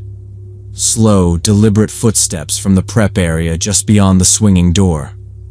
I froze, listening. The sound had a weight to it. Boots on tile, not the shuffle of loose debris. "Kevin?" I called, my voice low. No reply. The footsteps moved again, this time closer, pacing in a slow arc. "Nathan, you guys up here?" I tried again, louder. Still nothing, but the sound didn't stop. I stood, walked to the door, and eased it open just enough to see down the hallway. That's when I spotted him. A middle-aged man in worn work pants, a dark jacket, flashlight in one hand, and a clipboard tucked under the other arm. His expression was neutral for half a second before locking eyes with me. It hardened instantly.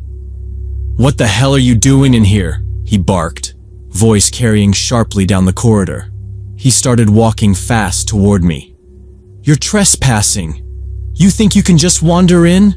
I'm calling the police right now." The words hit me harder than the sound of his boots. I turned and moved, fast, shoving through the swinging doors back into the operating room and toward the stairwell. My voice echoed through the empty hall as I yelled for Kevin and Nathan. "We need to go! Someone's here!" Behind me, the man's steps quickened, the thud of his boots pounding against the floor. "You're not going anywhere! You're in serious trouble!" he shouted.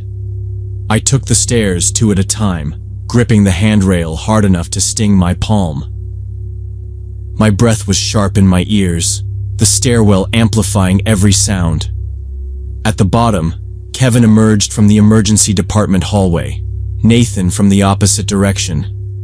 They both looked startled, seeing me flushed and moving fast.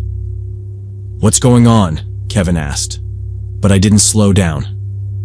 "Out. Now," I said, pushing past them toward the back entrance we'd slipped through earlier. Footsteps hammered above us as the man closed the distance. His voice boomed through the stairwell. "Stay right where you are. Police are on the way." We didn't. The door to the outside was still ajar. The morning air hit my face cold and sharp as we burst into the open. Gravel crunched under our shoes as we sprinted to the far end of the cracked lot where Kevin's car was parked. Behind us, the man's voice rang out again, closer than I wanted to hear. I risked a glance back. He had one hand to his ear, talking rapidly into a phone, his other hand gripping the clipboard tightly. We piled into the car. Kevin started the engine, the tires spitting grit as we pulled away. I twisted in my seat just enough to see him standing near the hospital entrance, writing on the clipboard, his eyes locked on our vehicle. I didn't need to guess what he was jotting down. It wasn't until we were a few blocks away that anyone spoke. Nathan exhaled hard. That was security, wasn't it? Kevin didn't answer right away, just kept his hands tight on the wheel. Later that day, after the adrenaline had worn off, we searched online for news about the property. That's when we found the press release. An investment group had purchased the hospital only a month earlier. They'd contracted private security to patrol 24 hours a day, keeping the building sealed until demolition crews could begin converting the land into a new residential complex. Reading it, the reality settled in. They weren't casual caretakers. They had every legal right to have us arrested. If he'd chosen to detain us until police arrived, we could have been facing charges for trespassing, maybe even breaking and entering. I thought about how confident we'd been that morning, treating the place like an open classroom. We hadn't bothered to call the city offices, hadn't checked for public access programs, hadn't even tried to contact the property owner. We just assumed it was empty space for the taking. I never did submit that project. Without measurements from all 3 departments, my report was useless. I cobbled together a partial write-up from old floor plans and stock references, but it was thin. My professor asked why I hadn't finished it properly, and I gave a vague excuse about losing my notes. The truth is, I didn't want to talk about it. I didn't want to admit how close we'd come to having our names in some security log, or worse, on a police report. I still think about that clipboard. For all I know, our license plate was filed away somewhere in the company's archives. That day taught me something I should have known already. No matter how harmless your intentions are, a locked door and a posted property are not an invitation. The difference between an explorer and a trespasser isn't the gear you carry or the project you're working on. It's permission.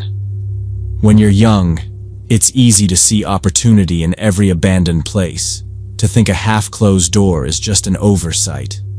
But some shortcuts carry more weight than you realize at the time. That morning, we thought we were just students chasing measurements. In the eyes of the people who owned that building, we were intruders. And once someone calls you that, it doesn't matter what you meant to be.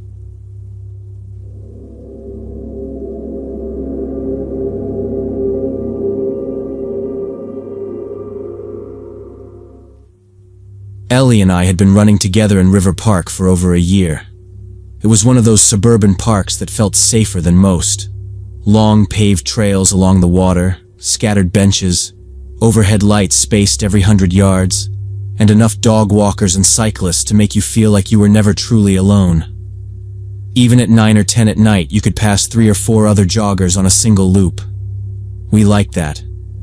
It meant we didn't have to cut our runs short just because the sun went down.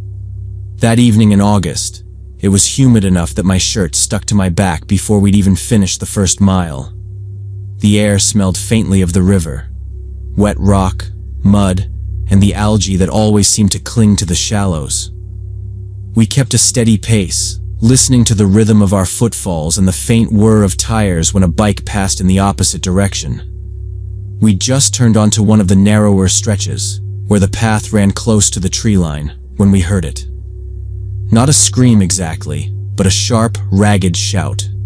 It carried across the water, cutting through the insect noise. We slowed without even talking about it, both of us glancing toward the direction it came from. A second shout followed, louder and more strained. This time it sounded closer, on one of the offshoot trails that branched toward the riverbank.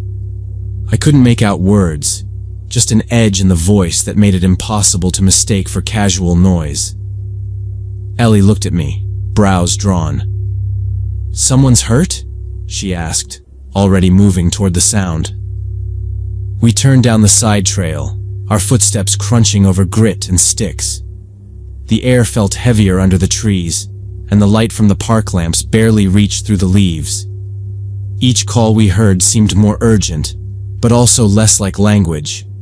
Broken, uneven bursts, the tone changing from high to low in ways that didn't make sense. My first thought was an injury, maybe someone in shock. The path narrowed until the packed dirt was the only clear space between the trunks. We could see the flicker of the river through gaps in the foliage. The shouts kept coming, sometimes in rapid succession, other times with long pauses that made the silence feel even thicker. We kept moving, trying to gauge how far ahead they were. Then the trees thinned, and the trail opened onto a clearing near the bank. That's where we saw him. A man in dark running clothes, circling between a cluster of oaks like he couldn't decide which way to go. His movements were abrupt, jogging a few strides one way, stopping so fast his shoes scraped the dirt, turning to cup his hands around his mouth, and letting out a shout that was more noise than speech. It was raw, deep from the chest, each one ending in a rough gasp. We stopped just inside the edge of the clearing. He didn't seem to notice us at first. His pacing had no pattern, his head snapping from side to side, as if following something we couldn't see. Every few seconds he'd freeze, shoulders tight, then explode into motion again. The skin on his face and neck gleamed with sweat even in the dim light. Something about the way he moved made my stomach tighten. It wasn't the stumbling of someone drunk, and it wasn't the clumsy stiffness of a runner nursing an injury. It was sharp and unpredictable, like he was reacting to something only he could hear. Ellie shifted beside me, and a stick cracked under her shoe. His head turned instantly. He stopped shouting and stood still, looking straight at us from about 50 feet away. The space between the trees felt suddenly too open. His face was blank in a way that made it hard to read, but there was a weight in the stare that held us there. He didn't move toward us, didn't speak, just watched, shoulders rising and falling with each breath, as if waiting for us to do something first. We didn't speak at first, just turned together and headed back the way we'd come. I kept my pace steady until I heard the sound behind us, the sharp, guttural noise of his voice rising again. It was louder now, and it wasn't just random shouting anymore. The rhythm of it matched the sound of feet hitting the dirt. I glanced over my shoulder and caught sight of him between the trunks, cutting diagonally, not staying on the trail. He wasn't sprinting, but he was moving fast enough to close the distance if we kept jogging. Ellie's hand closed around mine, the sudden pressure telling me everything I needed to know. We broke into a full run, our breathing loud in the stillness under the trees. The shouts behind us stayed steady, not words, just bursts of sound that made my skin prickle. The trail curved sharply, and I kept expecting him to appear ahead of us where it straightened out again. Two shapes came into view from the opposite direction, a pair of joggers, headlamps bouncing faintly in the darkening light. "There's someone unstable back there," I called out before they could even greet us. "Don't go that way." The warning was enough. Their pace slowed, and they exchanged a quick look before turning around to match our direction. No one asked questions. The three of us reached the split where the narrow trail met the main loop, and I risked another look back. No movement, no sound now except for our own feet. The emptiness made it worse somehow, like he'd vanished into the undergrowth. We didn't slow until the gravel underfoot turned to the cracked asphalt of the parking lot. The air smelled faintly of exhaust from a car just leaving. I scanned the tree line one last time. Quiet. I pulled my phone from the pocket of my shorts, my thumb slipping on the screen from sweat.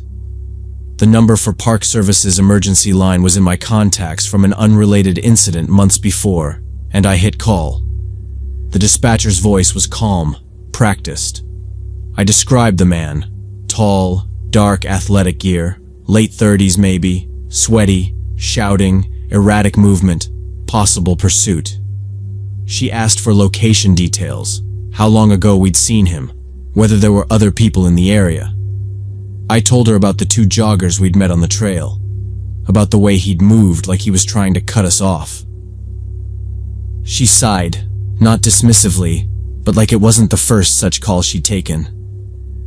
"We do get people using substances out there," she said, "especially in the more secluded loops.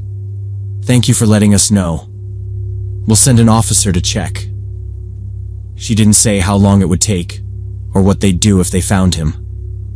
We didn't linger. The light had faded to that dim blue that comes just before night, and the thought of him still somewhere in those trees made my shoulders tense. The drive home was quiet, except for the hum of the tires. Ellie stared out her window, her reflection ghosting over the passing streetlights. At a red light, she finally said, "I didn't like the way he looked at us." I didn't either, but I didn't say it. The next morning, I searched the local news sites between work emails. Nothing. That night, I checked the Park Service's online bulletins. Still nothing. No arrests, no public warnings. I told myself it meant they'd found him and walked him out without trouble, maybe taken him to a hospital. But the absence of any report kept me checking for 3 more days. Each time, nothing. When we went back to running that weekend, we parked closer to the main entrance and stuck to the loop where the lampposts stood at regular intervals. We passed people we recognized, regulars with neon vests and earbuds, and nodded in that wordless way of shared routine. But when the trail forked toward the riverbank, we didn't even glance down it. Weeks passed, and the pattern stuck. Main trails only, earlier runs when the sun still hung above the rooftops, no side paths.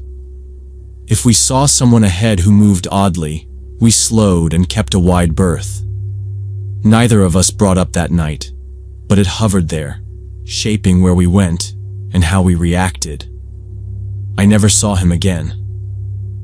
Maybe he was just a guy having some kind of episode, burned out on whatever he'd taken, shouting at the trees until he wore himself out. Maybe he was more dangerous than that, looking for someone too slow to get away. I'll never know.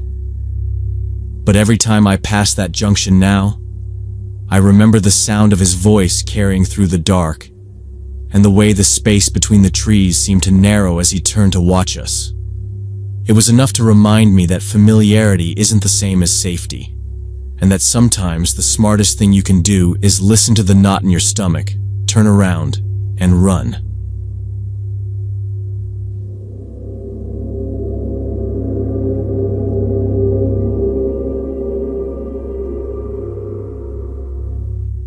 It was a Tuesday evening, just past 8, and I was half watching some sitcom rerun while eating dinner on the couch.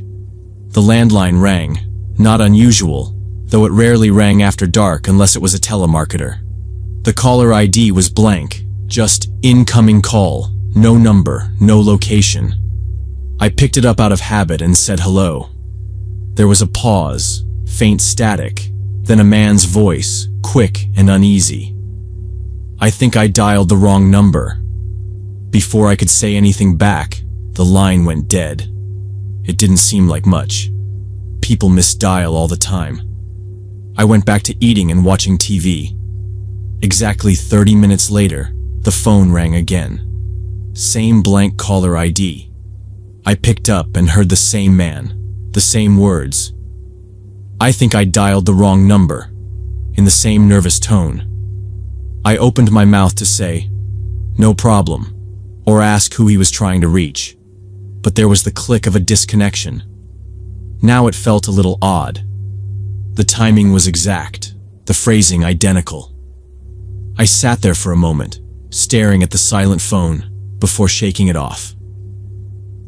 Still, I kept my dinner plate in my lap and listened more closely to the background hum of the apartment. At 9:40, it rang again. "I think I dialed the wrong number," he said. But the way he said it made it sound tighter, like he was pushing the words out faster. This time, I jumped in right away. "Wait, what number are you trying to—" But all I heard was the dial tone. By 10, I'd started keeping the cordless handset right next to me on the couch. The next call came in 45 minutes later, same numberless display, same voice. I pressed him. "Who are you looking for? You've called me before." But the man cut off mid-breath and hung up. They kept coming. Every 40 to 50 minutes, the same phrase, his tone ratcheting tighter with each call. I started wondering if this was some kind of recording, or maybe someone playing with me, though I couldn't think of who would bother. After the 6th call, I decided not to answer. I let the machine pick up. A few minutes later, the little red light started blinking. I pressed play. Beep. I think I dialed the wrong number. Flat. No static. Just his voice, drained of the earlier nervousness, like he was reading from a page. Then the click of a hang-up. The next one came through at 11:30. Beep. I think I dialed the wrong number. Same tone. By midnight, I'd counted 12 messages, all identical. The only difference was the faint shift in the background noise. Sometimes a low hum, sometimes nothing at all. I sat at the kitchen counter with the phone next to me, the answering machine's light blinking like a metronome in the dim room. I turned the ringer down to keep the sound from breaking the stillness. But even without the chime, I could still hear the vibration against the counter each time he called. The hum of the refrigerator, the faint tick of the wall clock, and, every so often, that muffled buzz of the phone. Steady, patient, never stopping. Around 2:30 in the morning, the ringing jolted me awake. I'm not the type to stir easily, so it took me a moment to get my bearings and realize it was the phone. The display was blank again. I didn't answer, just let it go to the machine, but no message came through. 30 seconds later, it rang again, then again, over and over, each time giving me just enough of a gap to hope it was done before the vibration started up. After about 10 minutes of this, I gave in and picked up. "I think I dialed the wrong number," the man said. The same tone, the same words. But before I could say anything, he added, "This is getting scary." The shift in his voice was immediate. The earlier calls had been mechanical, like he was locked into a script. But now there was something ragged underneath. A quickness like he was looking over his shoulder. "Do you need help? Is someone making you call me?" I asked. Silence. Then, almost a whisper, he repeated himself. "I think I dialed the wrong number. This is getting scary." The faintest breath hit the receiver, and then the click of disconnection. I sat there with the phone in my hand, staring into the dark of my apartment. My mouth was dry, and I found myself glancing toward the windows, checking that the blinds were shut. For about an hour after that, the phone stayed silent. I lay back down, but sleep didn't come. Every creak of the building, every car that passed outside, set my ears straining for the next ring. At 4, it started again. Not every 40 minutes now, but every few minutes. Sometimes I answered and heard nothing before the click. Sometimes the answering machine caught it, replaying that same flat recording of his phrase. By then, the repetition wasn't just unsettling. It was wearing me down. My eyes burned, my body ached from sitting upright too long.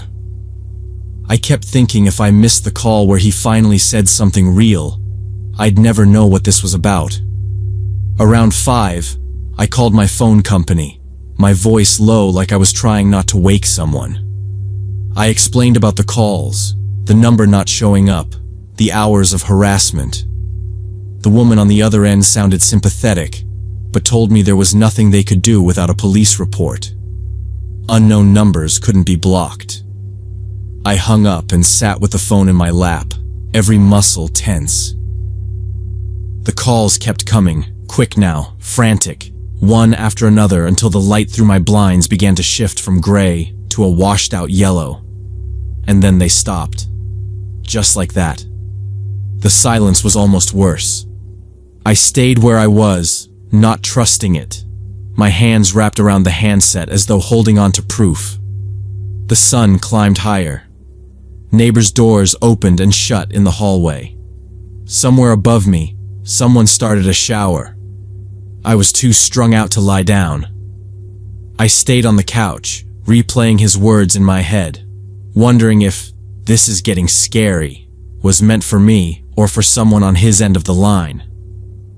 By late morning, I pulled the cord from the wall. The phone went dead in my hands. I set it in a drawer and closed it, like putting away something dangerous. It stayed there for almost 2 weeks. When I finally plugged it back in, it was almost an afterthought, like testing whether the power was back after an outage. The line was clear. No blinking light. No new messages. The phone rang that evening, but it was a friend's number on the display. The man never called again. I never found out who he was, why he'd latched onto my number, or what made him repeat the same phrase until it curdled into something else. There was no pattern to follow, no thread to pull on. Just a stretch of hours that I could remember in perfect detail but couldn't explain. Since then, I let every unknown number roll to voicemail. I keep my phone across the room when I sleep. If it rings late, I stare at it until it stops. Sometimes, though, when the apartment is dark and quiet, I'll think I hear it.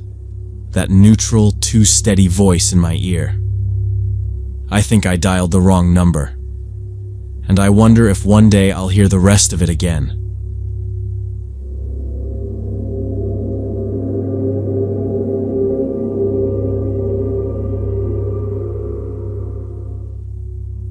When my family moved to Roseville, I thought we'd finally found our perfect home.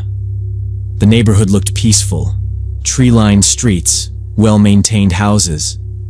My son Tyler was 8 and couldn't stop talking about his new room.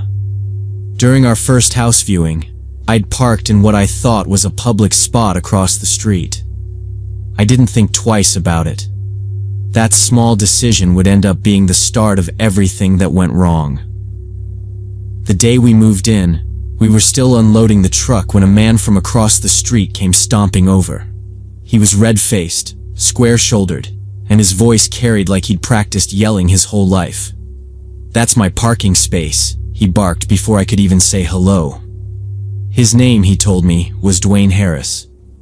I apologized right away, said I'd move the car. I thought that would be the end of it. It wasn't.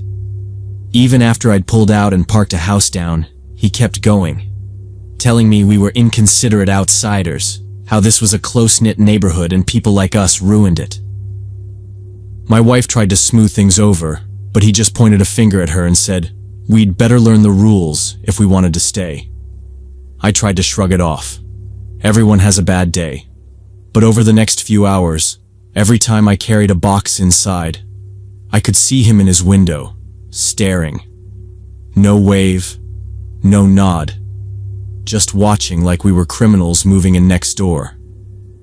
Tyler asked who the man was, and I just told him he was our neighbor. I didn't tell him that the man's glare was already making me wish we'd never signed the papers. We spent the first week getting settled, hanging curtains, unpacking boxes. Dwayne didn't speak to us again, but he didn't have to. He'd stand in his driveway whenever I came outside, arms crossed, eyes following me until I went back in. One night I caught him slowly walking past our house, looking at the side gate. He didn't have a dog. He had no reason to be there. Within days, the trouble started. The first envelope came on the 5th day, an official city citation for landscaping ordinance violations. According to the notice, our front yard didn't meet height and maintenance codes. The grass was barely an inch longer than the neighbors, but there it was in writing, with a fine if we didn't comply. I spent my Saturday mowing every inch, trimming the hedge until it was shorter than I'd ever seen it, just to be safe. 3 days later, another notice showed up, this time for putting our trash cans out too early. We'd set them out at 7:00 p.m., the same as half the block. The paper said cans couldn't be out until after 8:00. I looked up the ordinance myself. It was true. 1 minute past 8 and you were fine. I wondered who had been watching close enough to report us for an hour's difference. Then came the noise violation report. A letter claimed we'd been blasting music late into the night. We'd been asleep by 10:01. There was nothing to fight. The city had just logged the complaint. It didn't cost us money, but it made our address part of a file somewhere. 2 days after that, someone filed a claim that we'd caused property damage to a vehicle, a large scratch on a black sedan. The plate listed was Dwayne's. We'd never been near it.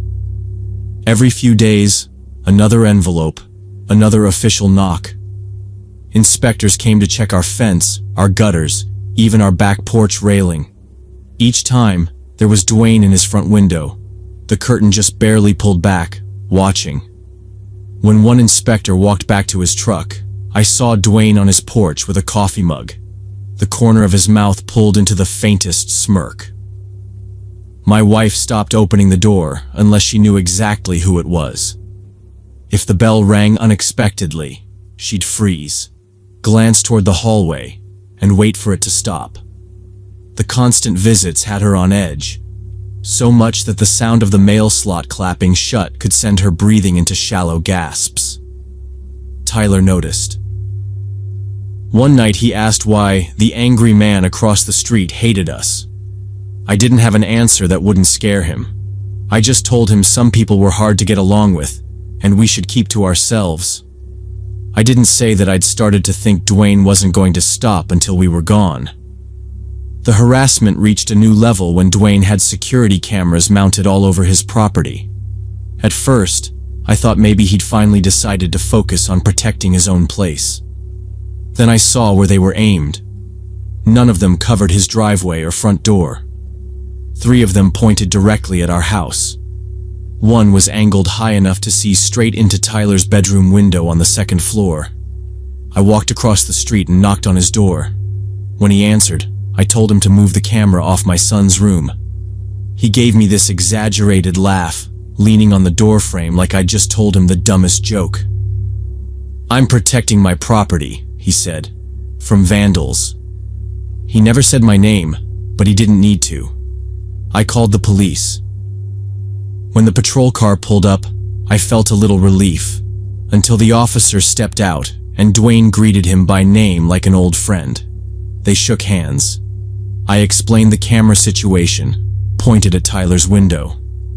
The officer nodded, then turned to me and said we should work it out like neighbors. The camera stayed exactly where it was, the little red light blinking all night long, aimed at where my son slept. A few weeks later, other things started happening. One morning, our mailbox was hanging open with the door bent in like someone had kicked it. I hammered it back into shape, but 2 days later, it was smashed completely off the post. My wife's flower pots on the porch were knocked over, soil scattered across the steps. Deep, jagged scratches appeared along the side of our car one night. I bought a security system, cameras covering the front, back, and driveway. For a while, it made me feel better, until I realized whoever was doing this knew exactly where the blind spots were. Every new incident happened just outside the camera's range.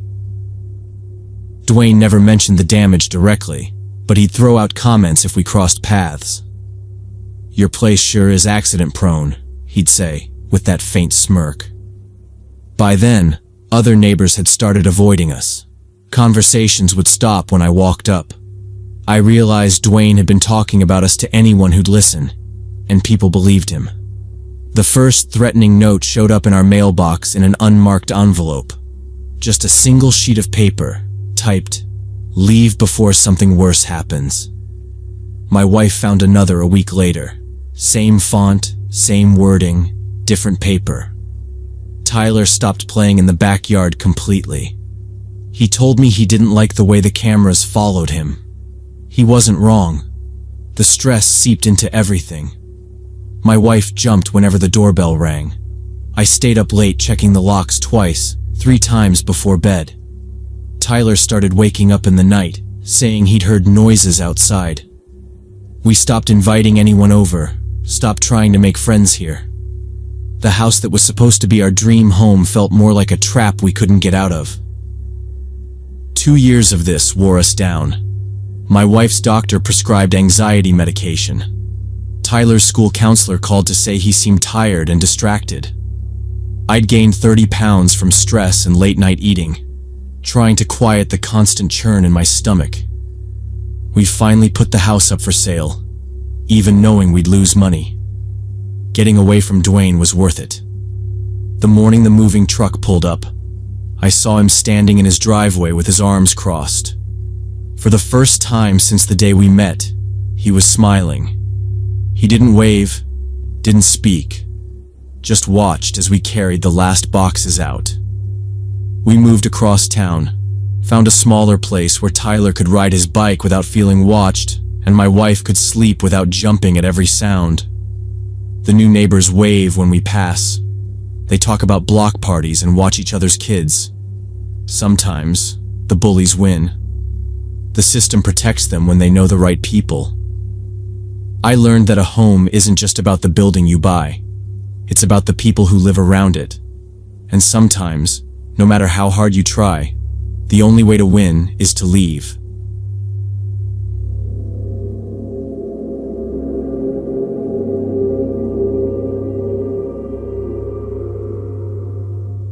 I was halfway through my first coffee when Rachel texted, asking if I was still coming. I told her I'd be there in 20 minutes. The Starbucks she'd picked was just off the main road heading out of Denver, with a wide glass front and rows of small square tables. It was a slow Saturday morning, just a few people hunched over laptops, a couple chatting near the window. I spotted Rachel and Chloe right away at a table near the middle, their heads bent toward each other in conversation. I'd barely set my bag down when I caught movement near the door. Olivia, my younger sister, walked in with a girl I recognized from seeing her around, Zoe. They looked out of place in here, both 19, in hoodies and jeans, glancing over their shoulders before heading straight for me. Olivia leaned down, her hair falling over her face, and said under her breath, "Can I talk to you?" We stepped a few feet away toward the wall of coffee beans on display. She kept her voice low. "That guy in the gray suit, he's been staring at us for like half an hour. He keeps walking past our table, slowing down, looking right at us. It's weird." I started to tell her she was probably overreacting, but then I looked toward the back corner. He was there. A man in his 40s or 50s, dark gray suit, pale blue shirt. He pretended to check his phone, but when he put it away, his head stayed turned toward where Olivia and Zoe had been sitting. A minute later, he got up, walked by slow, his eyes fixed on them. It wasn't the quick, curious glance you give a stranger. It was steady, deliberate, and it didn't break even when he passed by. I watched him make a slow circuit around the shop, then return to his table without touching the coffee cup in front of him. I told Olivia to grab Zoe and come sit with us. "He'll get bored if you're with a bigger group," I said, pulling up extra chairs. They sat between me and Rachel, Chloe scooting over to make space. If anything, the guy got bolder. Every few minutes he stood, paced toward the counter, pretended to read the menu board. Then he'd turn his head, watching the girls, holding the look too long before moving on. 10 minutes later, another man came in and went straight to his table. This one was younger, maybe mid-30s, casual jacket, baseball cap pulled low. They spoke in low voices, both of them glancing in our direction more than once. It wasn't the kind of glance you share when you see someone attractive. It was measured, like they were checking positions. Olivia and Zoe sat stiff, avoiding looking toward them, sipping their drinks without speaking much. I could feel their unease in the way they kept fidgeting, how Zoe's hand stayed on her phone like she was ready to call someone. I leaned toward Rachel and told her we should get going. She didn't argue. As we started gathering our coats and bags, I checked the men again. The one in the gray suit was on his feet already, walking slowly toward the door. It took me a second to realize he was timing it.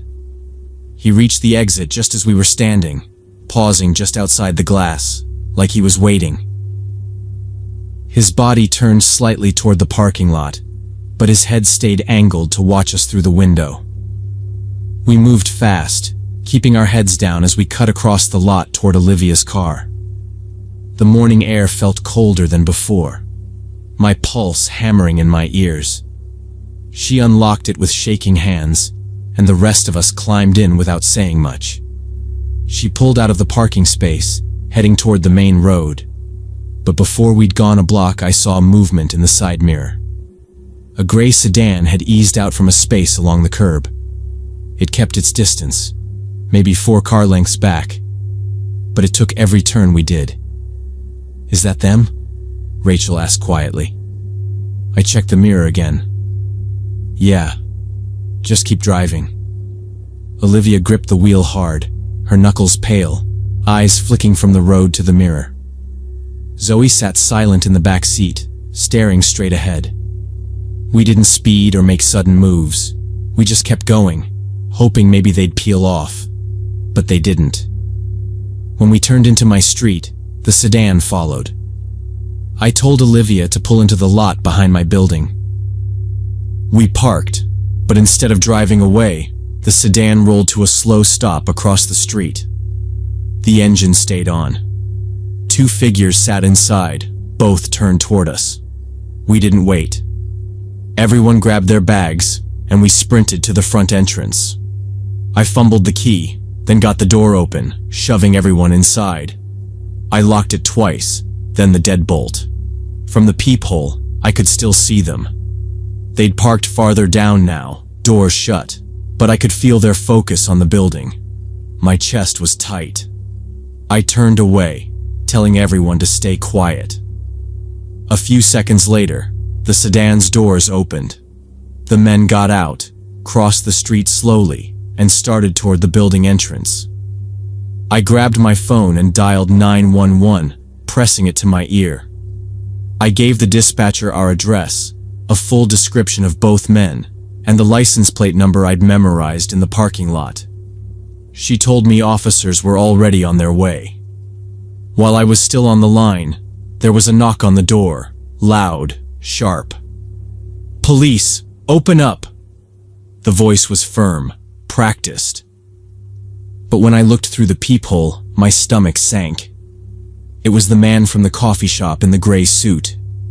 He wasn't in uniform, no badge in sight. His partner stood behind him, glancing up and down the hall. "I received a call about a disturbance at this address," the man said, raising his voice. "I need you to open the door so we can talk." My fingers tightened on the phone. "If you're police, show your badge," I called through the door. He ignored that, just kept insisting. "Ma'am, this will be easier if you cooperate. I just need to confirm everyone's safe inside." The dispatcher whispered through my phone, "Do not open the door. Officers are minutes away." The man's voice sharpened. "Open it now." His partner shifted closer. I heard the rattle of the handle, a shove against the frame.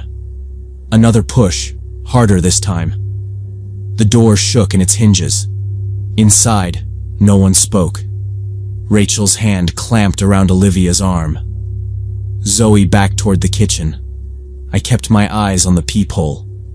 They pushed again, muttering to each other, then tried the handle once more.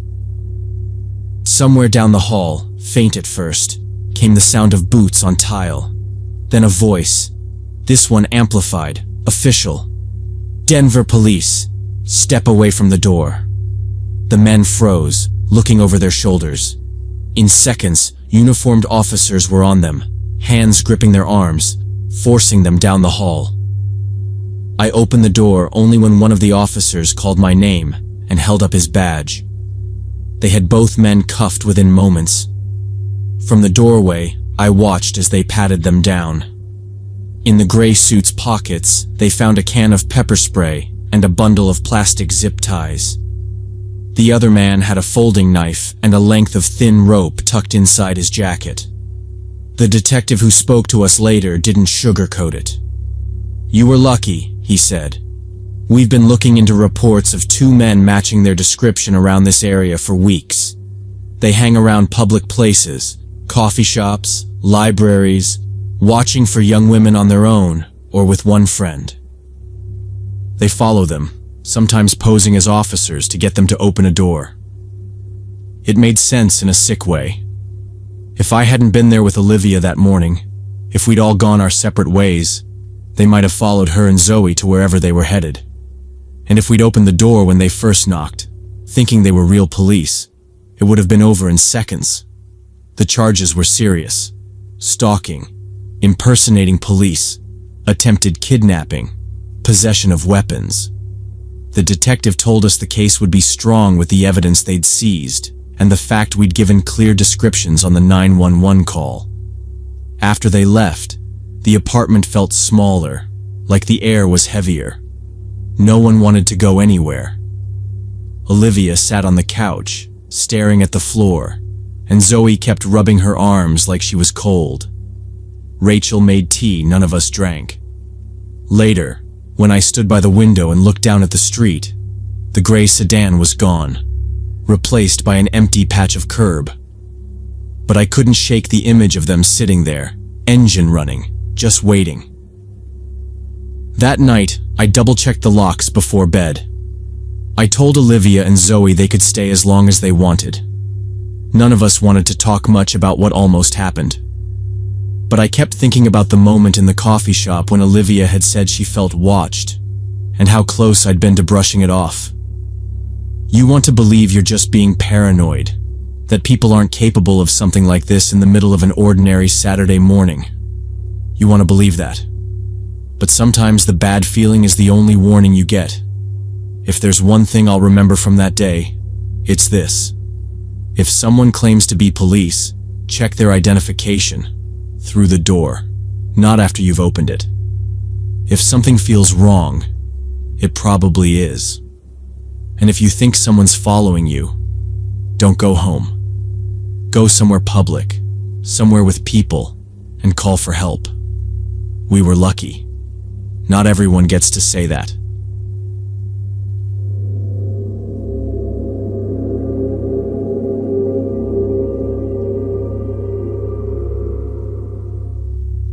I was 31 and had been working as a system administrator for a small IT company in a corporate building on Corporate Drive for almost 4 years. Staying late for server maintenance had become routine. Updates always ran smoother without users logged in, and I liked the stillness after 9 p.m. Most nights the building was empty except for the lone security guard downstairs. The place had a hum that only came when every office was dark, the HVAC cycling on and off, and my own music or a podcast filling the silence. That night was like any other until about 2 in the morning, when the main database server suddenly stopped responding to network requests. It wasn't just sluggish, it was gone. Every client website went offline at once. I stared at the monitoring dashboard, hoping it was just a hiccup, but the red error light stayed. With no remote fix working, I grabbed my keycard, slipped on my jacket, and headed to the basement server room. It should have been a straightforward job. Check connections, restart hardware, get everything running again. The elevator ride down was quiet, fluorescent lights buzzing overhead. The basement corridors always smelled faintly of dust and warm electronics. When I badged into the server room, the first thing I saw made me stop in the doorway. The main network cable to our primary switch wasn't just loose, it was completely unplugged, lying on the concrete floor. Those cables had locking clips. You had to press the tab firmly to pull one free. It wasn't something that happened on its own. Someone had been in here and had done it deliberately. I bent down, picked it up, and reconnected it until it clicked into place. The server fans spun a little louder as traffic started flowing again. A glance at my phone confirmed it. Every system we hosted was coming back online. I stayed for a moment, watching the status bars turn green, making sure nothing else was amiss.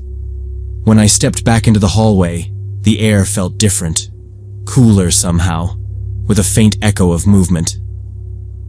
As I started toward the elevator, I heard the muffled thud of a door closing somewhere deeper in the building.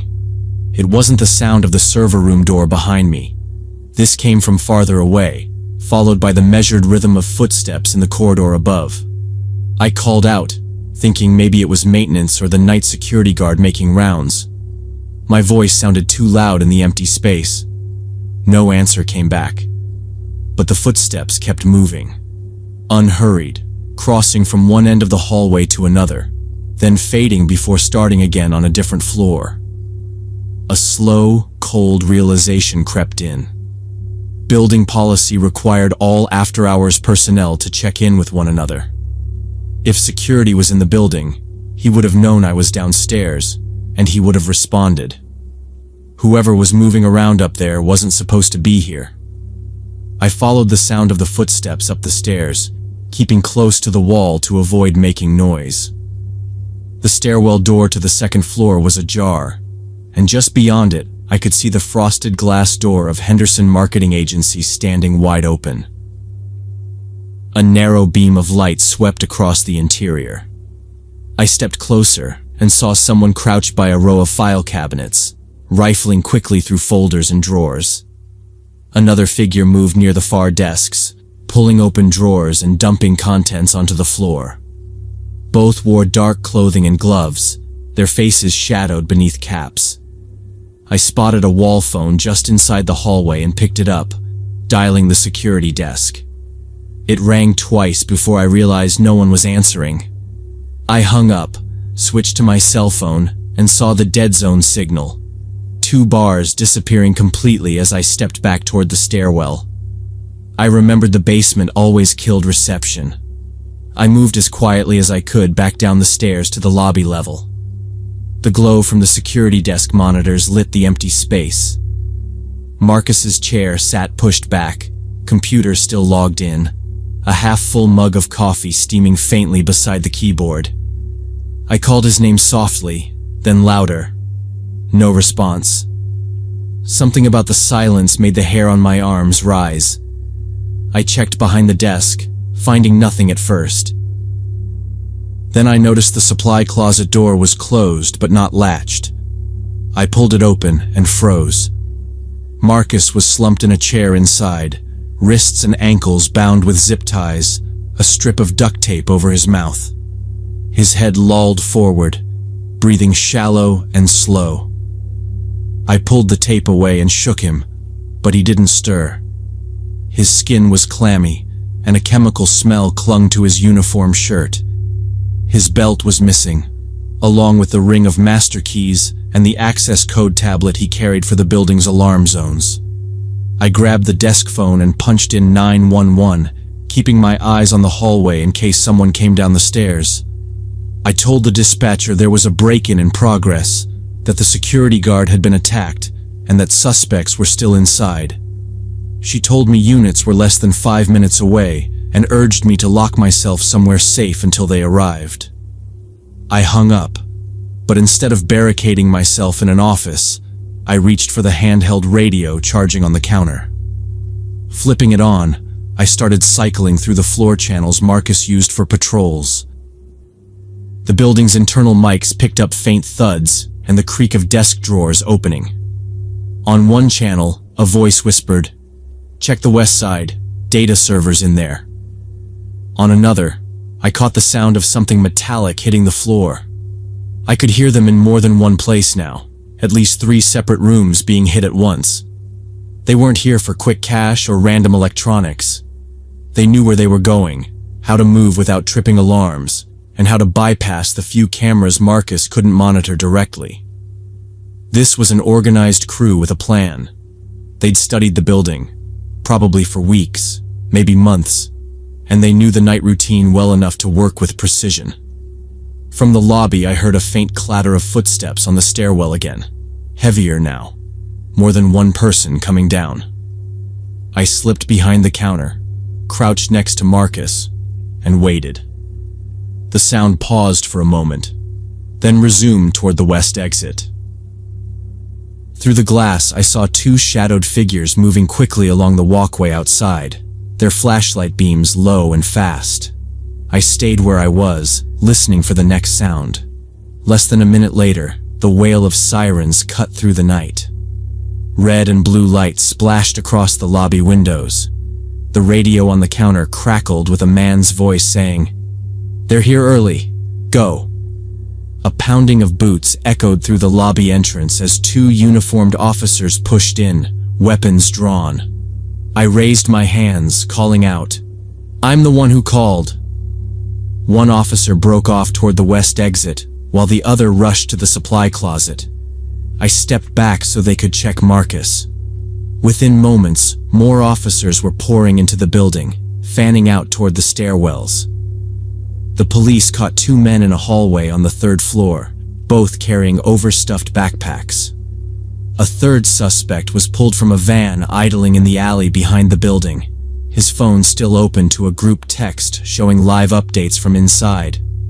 One of the detectives walked me through what they already suspected.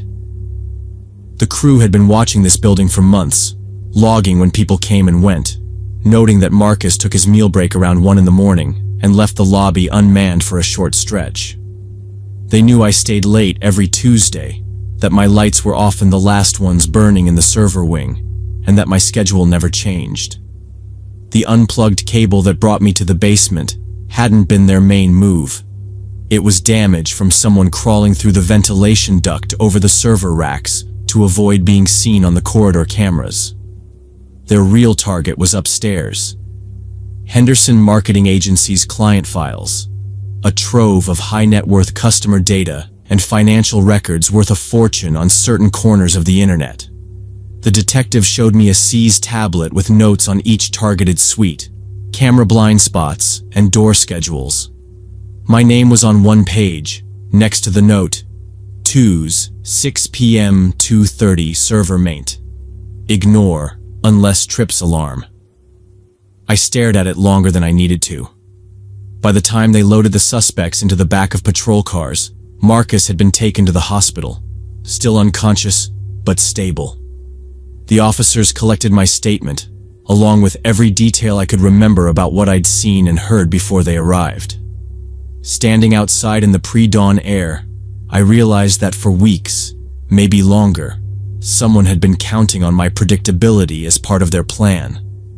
My routine, once just a comfortable habit, had been a piece on their chessboard, a quiet gap they could exploit. And that thought followed me home more than any noise from that night. Sometimes, you don't have to be involved in a crime to play a role in it. You just have to keep doing the same thing long enough for someone else to notice.